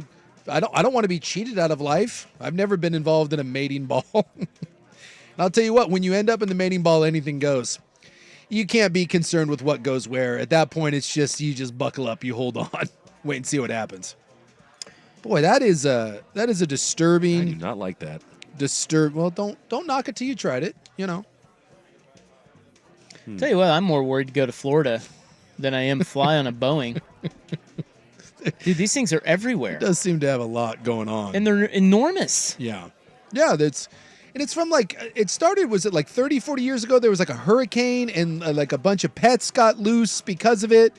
And then they ended up in the Everglades and there's nothing there to control them. And I remember when I was down there, they do snake hunts, but you can't. Oh, they eliminate, they kill them. Yeah, but you can't. They euthanize them. But it's so hard to find them that you kill such a small number of them that it doesn't matter. The pythons down there run roughshod. Yeah, I guess Hurricane Andrew, Category 5, destroyed a python breeding facility, which released numerous snakes into the swamps. Which, by the way, and now they're out there doing it. Why is there a python breeding facility? That was going to be my next question. If there's not a natural predator, why do we need to aid in breeding them? Well, like, aren't they figuring that out themselves? It's kind of crazy when you see like an invasive species that gets like, because you see this all the time, like in Australia, like they like toads and something like gets loose, and then you're like, wild boars like down in Texas. Have you seen that? Those things are feral hogs. Yeah, those things are so dangerous and destructive that you can just pay to go up in a helicopter with like a machine gun, and just eradicate. Yeah, you can do like helicopter hog hunts. Yeah. And like there's nothing, you literally just indiscriminately blow the hell out of these hogs. And like people think it's great. Yeah, he's going to go get him one of those Milwaukee butter hogs. I don't think you can do that in Milwaukee, but you can do it down in Texas. And finally, in animal news, the survivor and her friends are talking of a cougar attack. This thing's crazy. Near Snoqualmie. Yeah. Now, so this woman is from Kenmore, and she survived a cougar attack, and she's sharing her story. Her name is Carrie Berger, and she was with two friends. They are competitive cyclists, so they have on all the cool cycling gear. Yeah. In the glasses and the helmet and everything. And they've been riding together for 5 years. On February 17th, they went on a routine ride, and it would turn nearly deadly. She says, "We remember it all, and we all remember it a little differently. That's good because it helps us put our puzzle pieces together." It was a Saturday afternoon. They start riding from her home in North Bend and made it to Tokul Creek, which is a trail near Snoqualmie. 19-mile ride. The cougar runs out from the brush on the right side of the road, and they kind of, the cougars, sorry, there were multiple, and they kind of ran between the two groups of us, and one went up into the woods, and the other one changed his mind and decided to tackle Carrie. Yeah, she said she just looked to her right and saw the cougar face and then got tackled. Luckily, it was a juvenile male that only weighed like 65 pounds. But even so, she got tackled off a GD bike by a cougar. And it bit her face. Yep, they said it happened within a blink of an eye. From the time we saw the cougars to the time it took her off her bike was about 3 seconds. We didn't have a chance to face off with them to scare them away or anything. I just remember getting tackled from this side and ending up at the other side of the road, pinned to the ground, and hearing all the ladies rallying and fighting for my life. Yeah. The women jumped into action to save their friend. I immediately tried to choke the cougar. How about, dude, that lady's 64 years old. You ever and choked a cougar? And she was trying to, well, you know, I'm not going to say that I haven't. I've choked a cougar. It happens from time to time. The cougar was into it. She says it was like trying to choke a rock. Then Erica and Tish come over with sticks and a rock and were hand-to-hand combat battling this thing. Yeah, yeah. And the cougar, by the way, has the lady by the face. Yep. And is not letting go. And by the way, she's lucky that it was the face because the cougars will grab you by the neck and then just suffocate you. She's lucky that it was the face and not the Yeah, not the neck. friend said that they did not think she was going to make it because the cougar had a hold of her face. Yeah, and wouldn't let go. 15 minutes into the battle, there was a small moment of release, and Carrie was able to get away. The group then managed. That's a long battle, by the way. That's a long. I mean, like usually 15 minutes. You would think that something like that would end in about 90 seconds or a couple. Like, that's crazy that it went on that long. That's longer than like a movie fight. Yeah, you would think the cougar would just would run away, get out or of that there. they would give up. I don't know. It's a great battle. She said, "I knew every second what was going on, and I was doing my own poking at it and trying to focus." This is the woman who's in the grasp of the cougar.